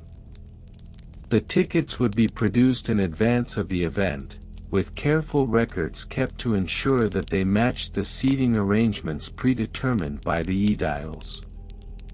Moreover, the logistics of ensuring a smooth entry process on the day of the event were paramount. The placement of gates, the hiring of attendants, and the allocation of space for queues all required meticulous planning. The congestion of large crowds could lead to chaos, thus, officials often implemented strategies to streamline entry, such as designating specific entrances for different social classes. Such measures not only enhanced efficiency but also reinforced the social hierarchies inherent in the amphitheater experience. Part 12: Record-Keeping Methods. The record-keeping methods employed in relation to amphitheater seating allocation were nuanced and varied throughout the Roman Empire. These methods served as both a means of accountability and a tool for the enforcement of compliance with established regulations. In the earliest periods, record-keeping was largely informal, relying on oral traditions and communal memory. However, as the amphitheater culture evolved, so too did the methods of documentation. The introduction of papyrus and wax tablets provided new avenues for recording seating arrangements. The use of these materials allowed aediles to maintain detailed accounts of seating allocations, ticket distributions, and compliance levels. In larger amphitheaters, the use of a centralized record-keeping system became more prevalent. Scribes, a profession esteemed in Roman society, were often employed to document the day-to-day operations of the amphitheater. This involved not only recording the allocation of seats but also maintaining logs of patron attendance, noting any cases of non-compliance, and tracking the distribution of tesserae. The meticulous nature of this documentation was crucial for both historical records and the enforcement of regulations. Furthermore, the integration of public announcements regarding seating arrangements, often delivered via heralds or inscribed on public notices, contributed to the dissemination of information among potential spectators.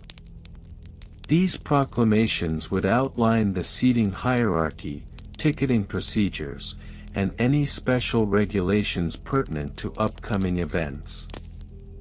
The records kept by the aediles became essential tools for ensuring that patrons were informed and compliant with the established norms. In conclusion, the intricate history of ancient Roman amphitheater seat allocation procedures and patron compliance regulations reveals a multifaceted and often tedious narrative. From the regional variations and comparisons that illustrate the adaptability of seating practices to the evolution across different time periods, each aspect contributes to a comprehensive understanding of the societal dynamics at play. The bureaucratic regulations and laws, coupled with the logistical challenges of implementation, underscore the complexity of managing public spectacles in a manner that upheld the social order. Finally, the record-keeping methods employed provide insight into the meticulous attention to detail that characterized Roman administrative practices. In all, this exhaustive exploration serves to illuminate the often overlooked minutiae of a seemingly mundane but fundamentally significant aspect of Roman public life. The dull history of ancient Roman amphitheater seat allocation procedures and patron compliance regulations, Part 9. In the annals of antiquity, few subjects can rival the tedium of examining the various seat allocation procedures and patron compliance regulations in the amphitheaters of ancient Rome. While the primary focus has typically been on the grandeur of the spectacles themselves, gladiatorial contests, animal hunts, and theatrical performances, there lies beneath this surface an intricate web of regional variations, bureaucratic evolutions, logistical considerations, and record-keeping practices. This section aims to elucidate these aspects comprehensively, ensuring a thorough understanding of the dull minutiae that accompanied amphitheater seat allocation. Regional variations and comparisons. The Roman Empire was vast, and as such, its amphitheaters were not homogeneous in their design or operational protocols. For instance, within the provinces of Gaul, one might observe a stark contrast in seating allocation compared to the grandiose venues in Rome itself. In provincial towns, like Lugdunum, modern-day Lyon, the amphitheaters were often constructed with a more pragmatic approach, reflecting local customs and socio-political hierarchies. In Rome, where the Colosseum reigned supreme, seating allocation was a highly structured affair, meticulously designed to accommodate the various classes of society.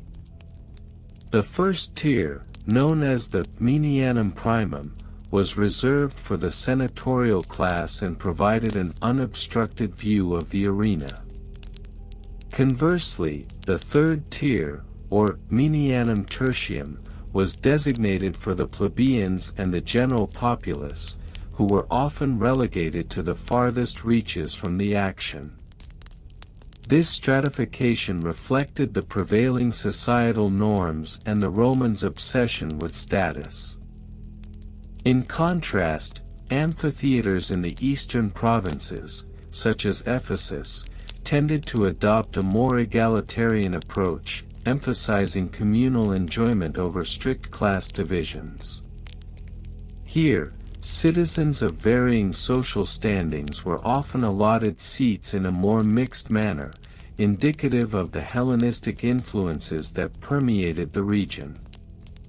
Such variations highlight not only the administrative diversity of the Roman Empire but also the local customs that shaped these practices. Evolution over different time periods. As the Roman Empire expanded and evolved, so too did the methodologies surrounding amphitheater seat allocation and compliance regulations. Initially, during the Republic, 509 to 27 BCE, amphitheaters were rudimentary structures, often temporary in nature, and seat allocation was less formalized. Patrons would often arrive early to secure a favorable position, leading to a chaotic scramble as the amphitheater filled. However, with the transition to the imperial period under Augustus, a more systematic approach emerged. The implementation of the cursus publicus, a state-run courier and transportation service, facilitated the effective distribution of tickets and allocations across the empire. This period saw the advent of ticketing systems, where wax tablets inscribed with the patron's name and seat number became commonplace. Such innovations not only streamlined the allocation process but also allowed for documentation of attendance, which would prove vital for future regulatory measures.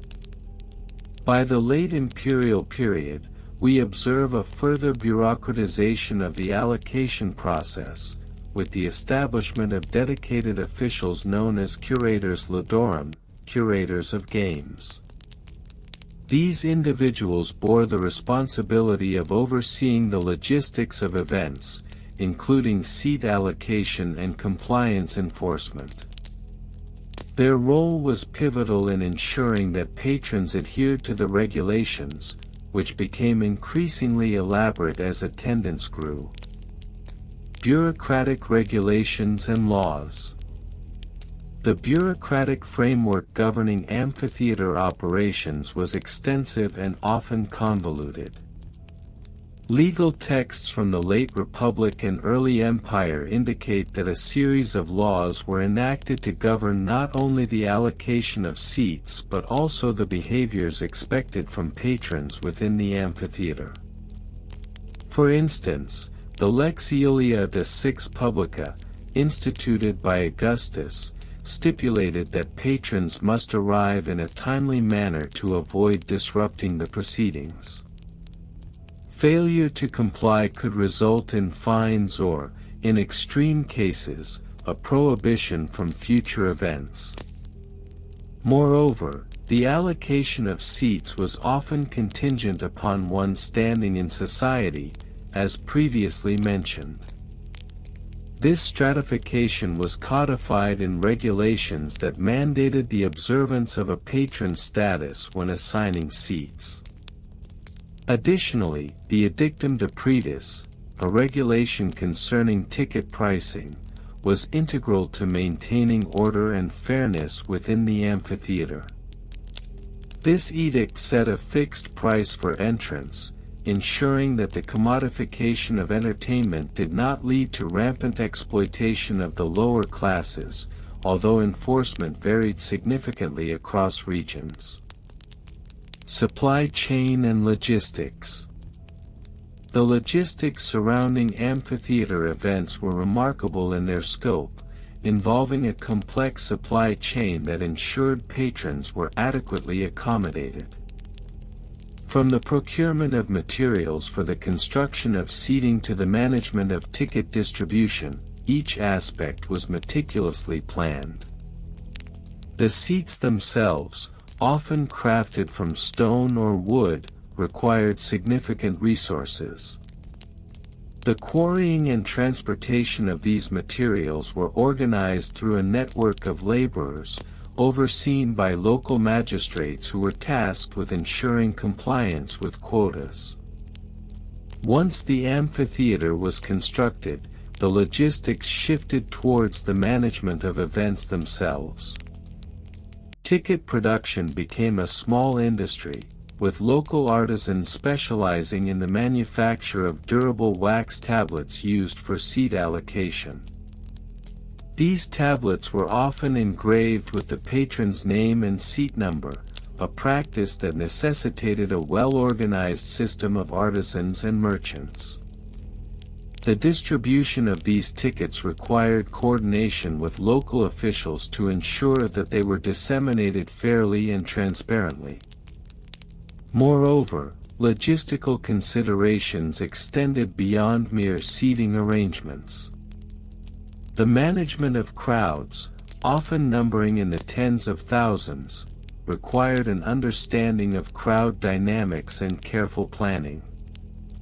Officials would often create designated entry and exit points, and employ a cadre of aides to assist in directing patrons to their allocated seats.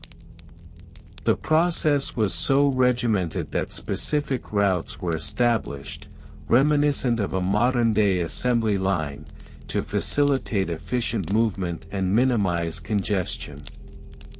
Record-keeping methods. Central to the success of the amphitheater's operations were the methods of record-keeping employed by the Roman authorities. These records served multiple purposes, from tracking attendance and ensuring compliance with regulations to providing data for future events.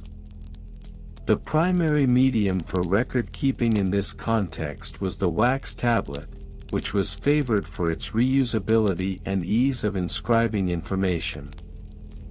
Each amphitheater would maintain its own set of tablets, chronicling the names of attendees, their allocated seats, and the events they attended. These records were often cross-referenced with other municipal documents, ensuring a comprehensive overview of attendance patterns and patron behaviors. In larger cities, such as Rome, the scale of record-keeping necessitated the employment of scribes and clerks who specialized in documenting amphitheater activities. These individuals were responsible for transcribing information onto permanent materials, such as parchment or papyrus, which were then archived in local government offices. The meticulous nature of this record-keeping reflects the Roman emphasis on order and accountability, even in the seemingly mundane context of amphitheater attendance. In conclusion, the evolution of amphitheater seat allocation procedures and patron compliance regulations is a testament to the complexity and bureaucratic ingenuity of ancient Roman society. From the regional variations that shaped local practices to the intricate logistics and record-keeping methods that underpinned amphitheater operations, the mundane yet vital details of this history reveal much about the societal structures and values of the time. Though ostensibly tedious, an exploration of these aspects contributes to a richer understanding of the cultural significance of amphitheaters in the Roman world, inviting further inquiry into the often overlooked minutiae of ancient life. The dull history of ancient Roman amphitheater seat allocation procedures and patron compliance regulations. Part 10: Regional Variations and Comparisons. The amphitheaters of ancient Rome, though unified under the overarching auspices of the Roman Empire, exhibited a multitude of regional variations in their seat allocation procedures and patron compliance regulations. These differences were shaped by local customs, the socio-economic status of the populace, and the prevailing political climates of various provinces. For instance, in the provinces of Gaul, amphitheater seating was frequently allocated based on the local tribal hierarchies, leading to a system that favored tribal leaders and their entourages.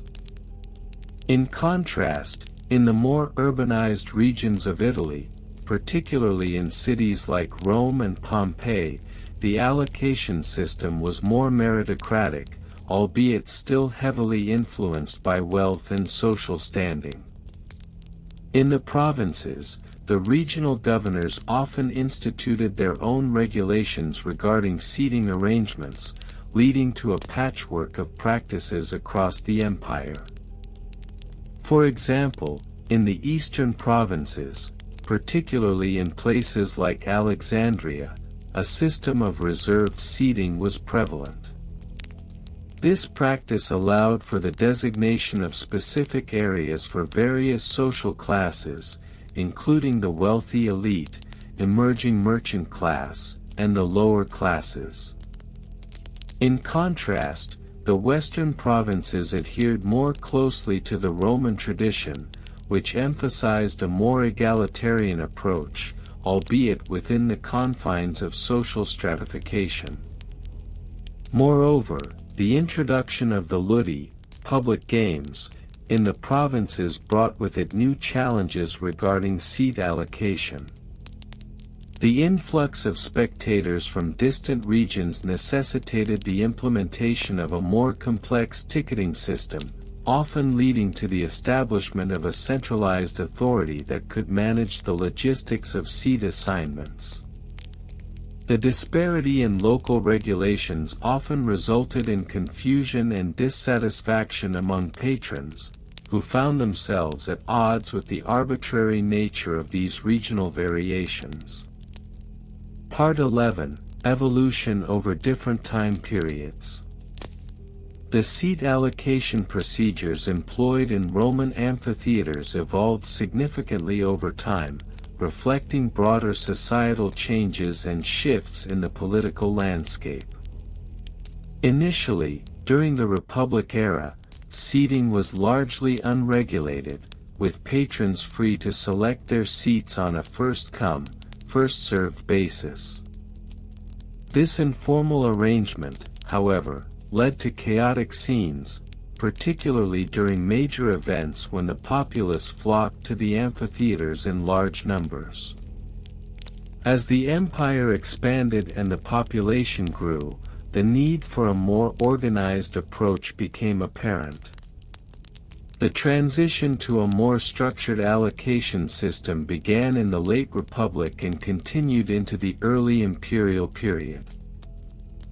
By the reign of Augustus, a formalized seating chart began to emerge, segregating patrons by social class.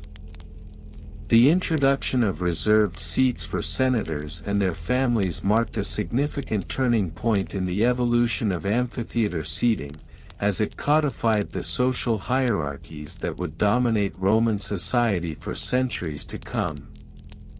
The Middle Imperial period saw further refinements to these procedures, with the establishment of a bureaucratic framework to oversee seat allocation.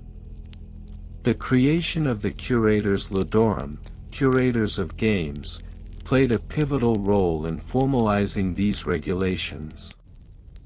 They were responsible for not only the organization of games but also the meticulous documentation of seating arrangements, ensuring compliance with the established protocols. This era also witnessed the rise of ticketing systems, where patrons would receive tokens or tickets indicating their assigned seats, thus streamlining entry into the amphitheater. By the late Empire, however, the once orderly procedures began to unravel under the strain of political instability and economic decline. The growing disparity between social classes led to increased tensions, and seat allocation often became a contentious issue among competing factions. The once cherished ideals of public entertainment became marred by corruption and favoritism, leading to a decline in patron compliance and a resurgence of chaotic seating practices reminiscent of the early Republic. Part 12: Bureaucratic Regulations and Laws. The bureaucratic regulations governing amphitheater seat allocation were, in many respects, a reflection of the Roman Empire's commitment to order and control. The legal framework surrounding these procedures was codified in various edicts and laws, which delineated the responsibilities of officials tasked with managing public spectacles. The Lex Aelia de Ambitu, for instance, contained provisions that sought to regulate the distribution of seats among the elite, ensuring that no single individual could monopolize access to the best locations within the amphitheater. In addition to overarching laws, local decrees often supplemented these regulations, adding layers of complexity to the already convoluted bureaucracy. Each city or province typically had its own statutes regarding seating, which were enforced by local magistrates known as aediles. These officials were charged with maintaining public order during games and were empowered to enforce compliance with seating regulations. Their jurisdiction extended to addressing grievances from patrons who felt aggrieved by perceived injustices in the allocation process. Furthermore, the bureaucratic machinery of amphitheater management included detailed documentation practices. Record keeping was essential to the effective implementation of seating protocols, as it allowed for the tracking of allocations and the identification of non-compliant patrons. The use of wax tablets and styluses was common, with clerks meticulously inscribing the names of patrons alongside their assigned seats. The proliferation of these records not only facilitated the management of seat allocation but also served as a historical archive of the social dynamics within the amphitheater. Part 13: Supply Chain and Logistics. The logistics of seat allocation in Roman amphitheaters extended beyond mere seating arrangements. They encompassed a complex supply chain that involved the procurement of materials, transportation, and the physical setup of the venue. The amphitheater itself was often a grandiose structure requiring extensive planning and resources. The construction of seating areas involved the careful selection of materials, with stone, marble, and wood being the primary components used in the creation of tiered seating. The supply chain began with the sourcing of these materials, often from distant quarries or forests. The transportation of heavy stone blocks, for example, necessitated a well-organized system of laborers and animals, equipped with carts and sledges to navigate the often challenging terrain of the Roman landscape. Once the materials arrived at the construction site, skilled artisans and laborers would work tirelessly to assemble the seating, ensuring that it met the aesthetic and functional standards expected by the Roman populace. In addition to the physical seating, logistical considerations included the management of ticket distribution and the establishment of entry points for patrons. The designated areas for ticket sales often became a hive of activity, with clerks and vendors selling tokens to eager spectators. These tokens were then matched to the seating charts, allowing for a streamlined entry process. The coordination of these efforts required a level of logistical planning that mirrored the operations of a modern-day supply chain. Moreover, the amphitheater's operations extended to the provision of amenities for patrons, including refreshments and seating comfort. The procurement of food and drink involved its own supply chain, with local vendors and merchants supplying delicacies to enhance the spectator experience. This intricate web of logistics ensured that the amphitheater could accommodate large crowds while maintaining an atmosphere of order and enjoyment. Part 14: Record-Keeping Methods. The methods of record-keeping employed in the context of amphitheater seat allocation were crucial for maintaining the integrity of the seating process. As previously mentioned, the use of wax tablets was a common practice, but the sophistication of record-keeping techniques varied significantly across different regions and periods.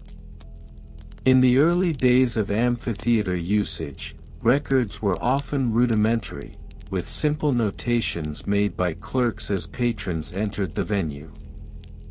However, as the systems evolved, so too did the methods of documentation. By the time of the late Republic and early Empire, a move toward greater standardization emerged. The creation of standardized forms for ticketing and allocation became commonplace. These forms often included columns for patron names, assigned seating, and any special considerations, such as exemptions for certain individuals based on status or civic duty. The introduction of these standardized documents not only facilitated record-keeping but also minimized the potential for errors and disputes among patrons. In addition to written records, the Romans employed various mnemonic devices to aid in the management of seating. The use of colored tokens to represent different social classes or seating tiers was a notable innovation, allowing for quick visual identification of patron statuses. This system simplified the process of directing spectators to their respective areas, reducing the likelihood of conflicts over seating. Furthermore, the role of the curator's laudorium extended to the archival preservation of these records. Many amphitheaters maintained dedicated storage spaces for their documentation, ensuring that historical precedents and regulations were preserved for posterity. Some amphitheaters even appointed archivists whose sole responsibility was to oversee the maintenance and organization of these records. In conclusion, the dull history of ancient Roman amphitheater seat allocation procedures and patron compliance regulations is a testament to the complexity and intricacy of Roman bureaucratic practices. The regional variations, evolution over time, bureaucratic regulations, supply chain logistics, and meticulous record-keeping methods all contributed to a system that, while often tedious, played a critical role in the functioning of one of the most important social institutions of the ancient world. Though it may seem an unexciting topic, the study of these mundane aspects reveals much about the values, norms, and organizational capabilities of Roman society. The allocation of seating in ancient Roman amphitheaters, particularly during the height of the Roman Empire, was a complex and often tedious procedure governed by a myriad of regulations, societal norms, and the whims of minor historical figures whose roles, while not frequently celebrated, were pivotal in the execution of these multifaceted systems. In this exhaustive exploration, we will delve into the minutiae of these procedures, the compliance of patrons, and the overarching societal implications that stemmed from such an intricate allocation process. ###I Overview of amphitheater seating. First, it is imperative to understand the amphitheater itself as a structure of monumental importance within Roman society. The amphitheater, typically oval or circular in shape, was designed primarily for public spectacles such as gladiatorial contests, venations, beast hunts, and various performances. Seating arrangements were not merely a matter of comfort, they reflected the rigid social hierarchies that permeated Roman culture. In a typical amphitheater, the seating was stratified based on social class, with the most prestigious seats reserved for senators and their families, the equestrian class, and other elite members of society. These seats, known as the primi seds, were located closest to the arena.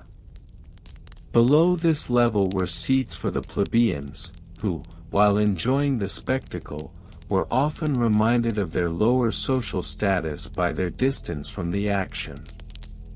###2 Minor historical figures and their roles. Within this grand framework, minor historical figures often played crucial roles in the management of seating allocation. One such figure was the editor, the individual responsible for organizing the games and ensuring the smooth operation of the event. Editors were typically local magistrates or influential citizens who were often selected based on their standing within the community. Their authority extended beyond mere organization. They were tasked with the allocation of seating and the enforcement of patron compliance regulations. Another notable figure was the aedile, a public official charged with maintaining public buildings and spaces, including the amphitheater. Aediles had the power to regulate the seating arrangements and ensure that the seating area was appropriately marked for the various classes. Their regulations included maintaining clear pathways for entry and exit, which were crucial during the events to avoid chaos and ensure the safety of attendees. Case study: The Games of ADA.D. A pertinent example of the complexities involved in seating allocation can be found in the games held by Emperor Titus in 80 AD to inaugurate the Colosseum. The seating plan was meticulously crafted, reflecting the emperor's desire to project his authority and benevolence. The allocation of seats was announced in advance, and each patron was required to bring a specific token that indicated their designated area. This token system was designed to streamline entry and reduce the likelihood of disputes among patrons. Patron compliance regulations. As with many aspects of Roman life, compliance was enforced through a series of regulations. Patrons found to be occupying seats not allocated to them faced penalties, which could include fines or even public humiliation. Such measures were necessary to uphold the societal order and prevent any disruptions during the events. The seating chart was often inscribed on stone tablets placed at the entrance, a practice intended to remind attendees of their designated places and the consequences of non-compliance. ###3 Comparative analysis with other regions. To further understand Roman amphitheater seating allocation, one must consider the practices in other cultures of the time. In Greece, for example, amphitheater seating was similarly stratified but with notable differences.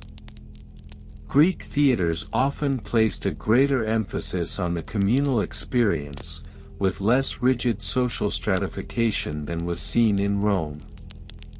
This led to greater flexibility in seating arrangements, allowing for a more egalitarian atmosphere during performances, which contrasts sharply with the Roman approach. In contrast, the amphitheater seating in the arenas of ancient Carthage exhibited a unique blend of both Roman and indigenous practices. Carthaginian amphitheaters tended to favor a more communal seating arrangement, though they still reserved the first few rows for the elite. This hybrid approach highlights how regional variations and cultural influences shaped amphitheater design and patron allocation. ###4 Archaeological findings and interpretations. Recent archaeological excavations around the remains of various amphitheaters across the former Roman Empire have provided a wealth of information regarding seating allocation and patron compliance. For instance, excavations at the amphitheater in Pompeii have uncovered inscriptions that indicate specific seating assignments based on class. These inscriptions reveal not only the social hierarchy but also the level of organization involved in the seating process. Primary source quotations *. While primary sources from the era are scarce, historians have attempted to reconstruct the sentiments of the time through invented but plausible quotations that reflect the attitudes toward seating and compliance. For example, a fictional inscription might read, "To those who would dare to occupy the seats of the senators, beware. The wrath of the editor shall not be taken lightly, for the games are a privilege reserved for the deserving." Another possible quotation could be attributed to a fictional edile, "Let it be known that those who trespass upon the sacred ground of the Primi said shall face the judgment of the people. There is order in our games, and it shall be upheld." ###V The role of seating tokens. The use of seating tokens, as previously mentioned, played a significant role in the allocation process. These tokens were often made of clay or metal and bore the insignia of the event or the editor, and they served multiple purposes, as proof of purchase, as a means of identifying the patron's designated seating area, and as a tool for enforcing compliance. Tokens were distributed through various means, including pre-purchase at local markets or allocation via lottery systems for popular events. The distribution method could be an event in itself, often resulting in crowd control problems long before the games even began. One can only imagine the tedious nature of waiting in line, tokens in hand, with the sun beating down, as patrons waited for their chance to secure a seat. ###6 The experience of the spectators. The experience of patrons during an amphitheater event extended far beyond simply taking their seats. The anticipation of the event, the social interactions occurring within the seating arrangements, and the eventual spectacle created a unique atmosphere. For the elite, sitting in the front rows was not just a matter of comfort but also a demonstration of their social status. They engaged in conversations, often loudly, to ensure that their presence was noted by others in attendance. Conversely, the plebeians, seated further back, were often relegated to a more subdued experience. Their conversations were drowned out by the raucous cheers and jeers of the crowd, creating a palpable divide between the classes. This dynamic, while seemingly trivial, served to reinforce the social stratification of Roman society. ###7 Conclusion. In conclusion, the history of ancient Roman amphitheater seat allocation procedures and patron compliance regulations is a tapestry woven with the threads of societal norms, the influence of minor historical figures, and the rigid hierarchies that defined Roman life. While seemingly mundane, the intricacies of these procedures provide a window into the broader cultural values of the time. By examining the minutiae of seating arrangements, compliance regulations, and the experiences of patrons, one can appreciate the depth of organization required to maintain public order and uphold the ideals of Roman society. In this exhaustive examination, we have unveiled the layers of this dull yet fascinating topic, shedding light on the complexities that lie beneath the surface of what might otherwise be dismissed as trivial historical details. The study of ancient Roman amphitheater seat allocation procedures and patron compliance regulations, while perhaps not the most thrilling of subjects, offers a profound glimpse into the life and order of a civilization that continues to influence modern society in myriad ways. With this, we conclude our detailed investigation into the dull history of ancient Roman amphitheater seat allocation procedures and patron compliance regulations, a topic that, while intricate and extensive, serves as a reminder of the often overlooked aspects of daily life in antiquity. The allocation of seats in ancient Roman amphitheaters represents a fascinating, albeit often overlooked, aspect of Roman societal structure, public entertainment, and compliance regulations. While the grandeur of the spectacles themselves often captures the imagination, the minutiae surrounding the seating arrangements provide insight into the complexities of Roman civic life. This exploration will delve into the procedures for seat allocation, the minor historical figures involved in these processes, specific case studies, and comparisons with other regions, all while maintaining a focus on the rather tedious aspects of these operations. ###The framework of seat allocation. The allocation of seats in Roman amphitheaters was governed by a complex set of procedures, which were meticulously designed to reflect the social hierarchy of Roman society. The amphitheater, a hallmark of Roman engineering and public life, served as the venue for various spectacles, including gladiatorial games, beast hunts, and theatrical performances. The seating arrangement was not arbitrary, rather, it was a carefully orchestrated system that sought to enforce social stratification. At the apex of this hierarchy were the senators and equites, the equestrian class, who were afforded the most desirable seats in the front rows, often referred to as the ima cavia. It was not uncommon for these individuals to secure their places through pre-existing privileges, which could be traced back to their social status and political influence. The political elite's presence was not merely for their enjoyment but also served as a demonstration of power and prestige. #### The role of minor historical figures. While figures like Julius Caesar and Augustus are often attributed with the establishment of grand spectacles, it is essential to recognize the role of lesser-known officials who facilitated the actual processes behind seat allocation.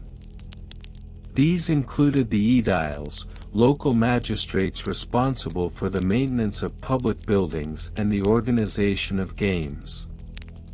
Aediles played a critical role in managing the logistics of seating, employing a cadre of assistants known as lictors to enforce seating regulations.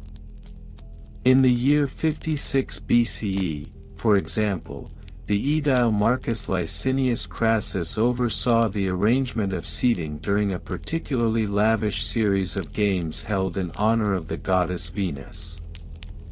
According to the ancient historian Lucius Flavius, who chronicled these events, Crassus employed a system of tokens that patrons would present at the entrance to claim their designated seats. The tokens, inscribed with a combination of letters and numbers, indicated the specific location of a patron's seating within the amphitheater, thus minimizing disputes over placement. ###Case studies of seat allocation procedures. One particularly illustrative case can be found in the allocation procedures used during the games held in the Colosseum in 80 CE, inaugurated by Emperor Titus. The amphitheater was designed to accommodate approximately 50,000 spectators, necessitating detailed planning to ensure compliance with seating regulations. The setup was divided into several sections, each corresponding to different social classes. For instance, the seats designated for the plebeians, common citizens, were located higher up, in the summus or uppermost tier, which provided a less favorable view of the events. Despite their distance from the action, plebeians were still expected to comply with the regulations, which mandated that they remain seated during the performances. Failure to adhere to this rule could result in fines or expulsion from the event, as outlined in the Lex Julia, a law enacted to maintain order during public spectacles. In this case, a report from the Acta Diurna, an early form of public news bulletin, noted that on the second day of the games, a disturbance arose among the plebeian class who attempted to surge forward for a better view. The aediles, tasked with maintaining order, had to intervene promptly. They were equipped with a system of colored flags to signal the audience regarding the status of the event and the need for compliance with seating arrangements. ###comparative analysis with other regions. When comparing the Roman amphitheater seating procedures with those of other cultures, we find both similarities and differences. For instance, the Greeks also utilized theaters for public performances, but their seating arrangements were less rigidly stratified. In a typical Greek theater, such as the theater of Epidaurus, the seating was arranged in a semicircular fashion, with less emphasis on social hierarchy. The front rows were occupied by dignitaries, but the distinctions between the various social strata were not as pronounced as in Rome. Furthermore, in Mesoamerican cultures, specifically among the Maya, seating arrangements during rituals and performances were similarly influenced by social status. However, the Maya often employed a community-focused approach, where the emphasis was more on participation rather than strict compliance to seating regulations. In contrast, Roman regulations were strictly enforced, with a distinct lack of flexibility in accommodating those who did not conform. Archaeological findings and interpretations. Archaeological excavations of Roman amphitheaters have yielded significant insights into the seating arrangements and compliance regulations of the time. For instance, excavations at the Pompeii Amphitheater have revealed the remnants of seating blocks, which show clear distinctions in the materials used. The lower tiers, reserved for the elite, were crafted from fine stone, while the upper tiers for the lower classes were constructed from more rudimentary materials, indicative of their societal status. In addition, inscriptions found on some of the seating blocks have provided insights into the allocation process. Many inscriptions denote the names of individuals and their respective social rank, suggesting that advance reservations were commonplace.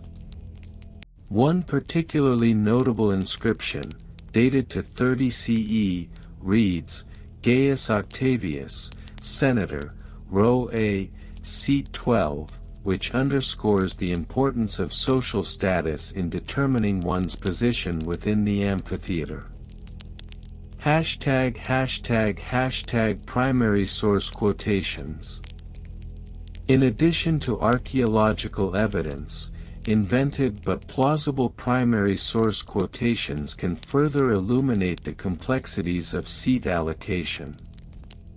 A fictional work titled De Spectaculis, by Quintus Tullius, a contemporary of Seneca, provides a satirical examination of the absurdities surrounding the allocation of seats.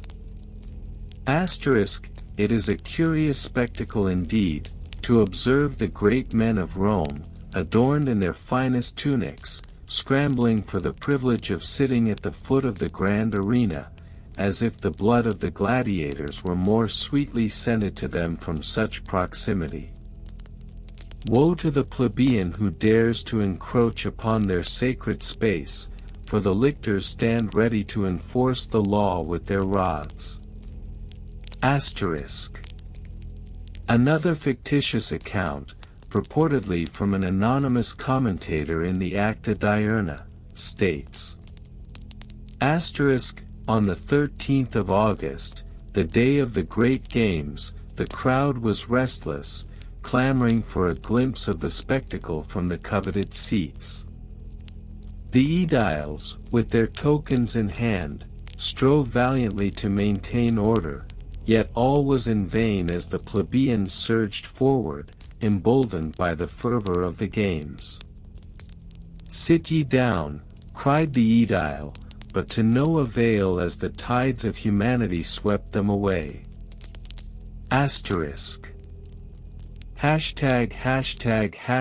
Conclusion.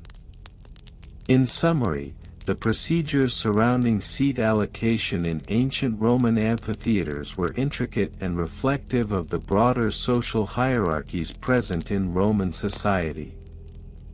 While the spectacles themselves were grand and entertaining, the regulations governing seating, enforced with rigorous compliance, reveal a culture deeply concerned with status and order. The roles played by minor historical figures such as aediles, the operational case studies, and comparative analyses with other regions underscore the complexities of this seemingly mundane topic.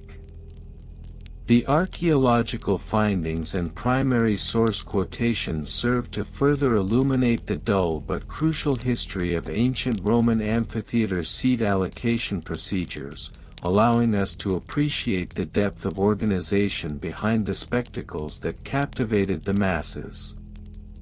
As we conclude this exploration, it becomes evident that while the amphitheater was a venue of excitement and entertainment, the underlying procedures and regulations were, in fact, a tapestry of bureaucracy that could easily lull even the most ardent admirer of Roman culture into a deep slumber. The allocation of seats in ancient Roman amphitheaters was a complex and often tedious process, reflecting the societal hierarchies and the bureaucratic intricacies of the time. This procedure, while seemingly mundane, offers a fascinating glimpse into the civic life of ancient Rome, revealing the myriad regulations that governed public entertainment. One cannot discuss the seat allocation without mentioning the minor historical figures who played crucial roles in the enforcement of these procedures. Among these figures was the aedile, a public official responsible for the maintenance of public buildings and regulation of public festivals. The aediles were charged with the task of ensuring that the seating arrangements in amphitheaters adhered to the strict societal hierarchies.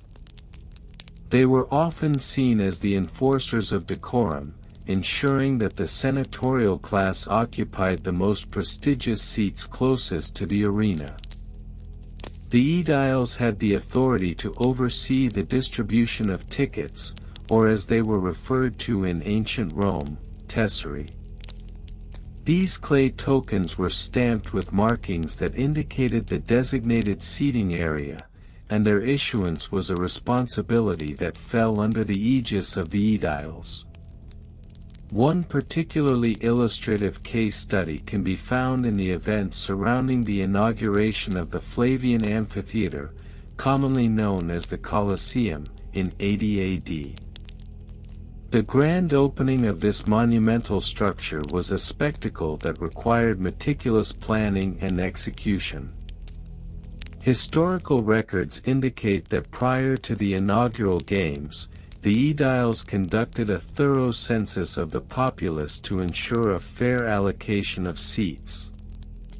A notable minor figure involved in this process was Lucius Cornelius Bulbus, an aedile who was responsible for the seating arrangements during the inaugural games. In the weeks leading up to the event, Bulbus implemented a system whereby the wealthiest citizens could secure their seats in advance, thus ensuring that the elite would be comfortably positioned in the most desirable areas. The allocation process itself was documented in various inscriptions, which have been uncovered by modern archaeologists.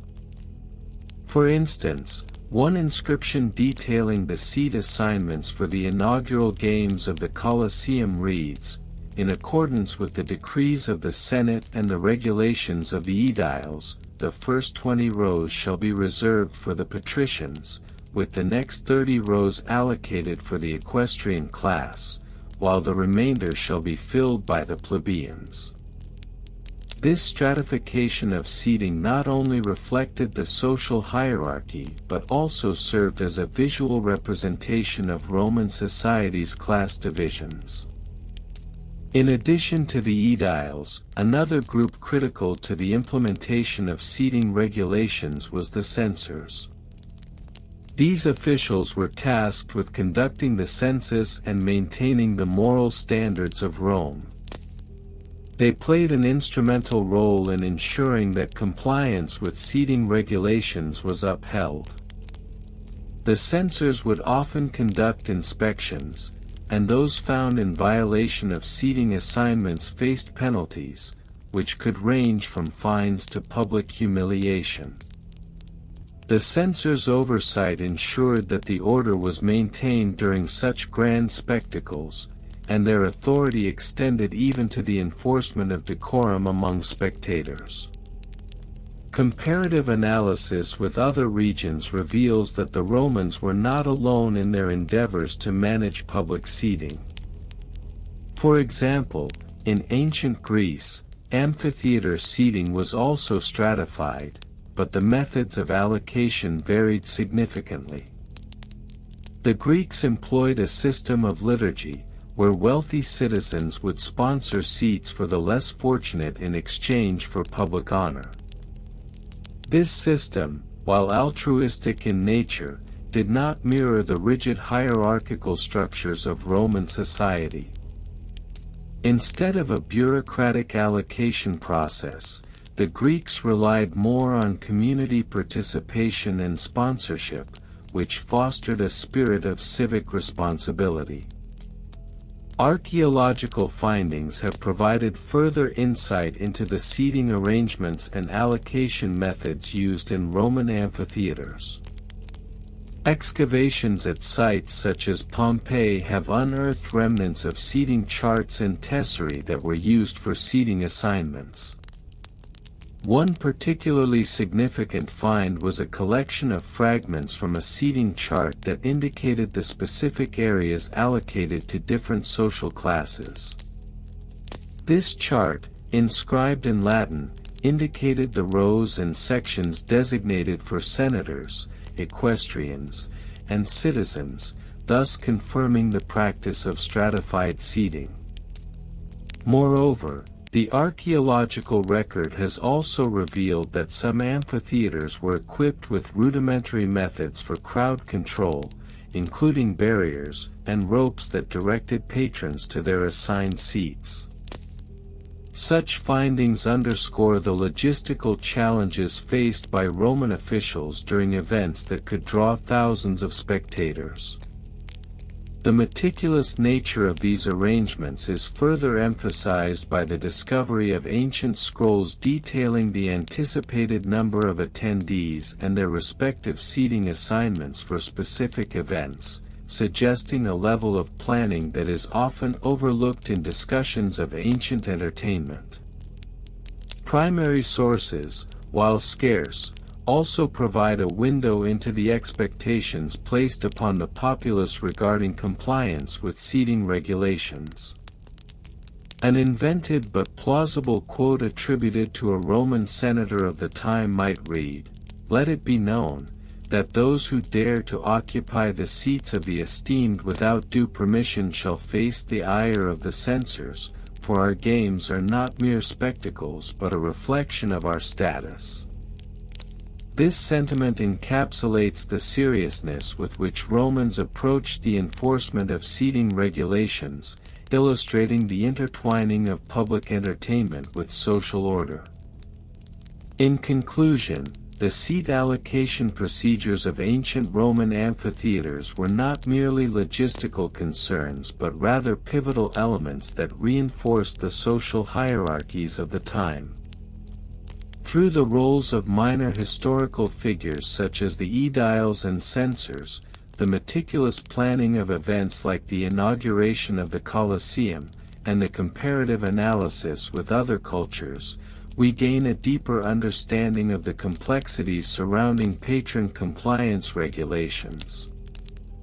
While these topics may seem dull at first glance, they reveal the intricate nature of Roman societal structures and the lengths to which officials would go to maintain order in their public spectacles. And so, dear listeners, we come to the end of our gentle exploration into the rather dull, yet intriguingly detailed history of the ancient Roman amphitheater seat allocation procedures and the patron compliance regulations that accompanied them.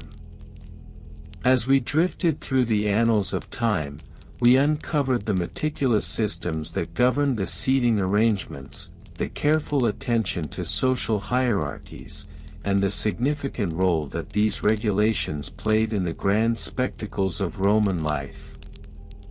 We journeyed together, wandering through the cobbled streets of ancient Rome, where the excitement of the games was often overshadowed by the laborious task of ensuring that every seat was filled in accordance with status and privilege.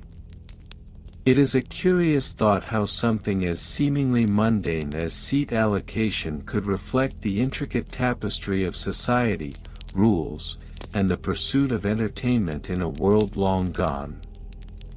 As we reflect on this historical narrative, we acknowledge that while the procedures may appear dull, they serve as a reminder of the complexities and nuances that can be found in all aspects of life. Just as the Romans meticulously organized their amphitheaters, each of us navigates our own lives with our own set of rules and structures, striving for balance and harmony in our daily experiences. As the soothing tones of our journey come to a close, I want to take a moment to thank you for joining me on this calming exploration. Your presence here, nestled in your own comfortable space, has made this moment all the more special. Remember, you are always welcome to revisit this tale whenever you wish. Perhaps on a night when sleep eludes you, or when you seek a gentle reminder of the simplicity that can be found in understanding the past. Feel free to replay this soothing narrative, letting the calm wash over you once more. Now, as we gently close our eyes, I wish you a peaceful and restorative night's sleep. May your dreams be filled with serene landscapes and comforting moments, allowing your mind to drift into a state of tranquility. Let the weight of the day melt away, as you embrace the soothing embrace of slumber, knowing that tomorrow awaits with new possibilities and discoveries. Good night, dear listeners. May you find rest in the gentle embrace of night, and may the stories of the past guide you softly into your dreams.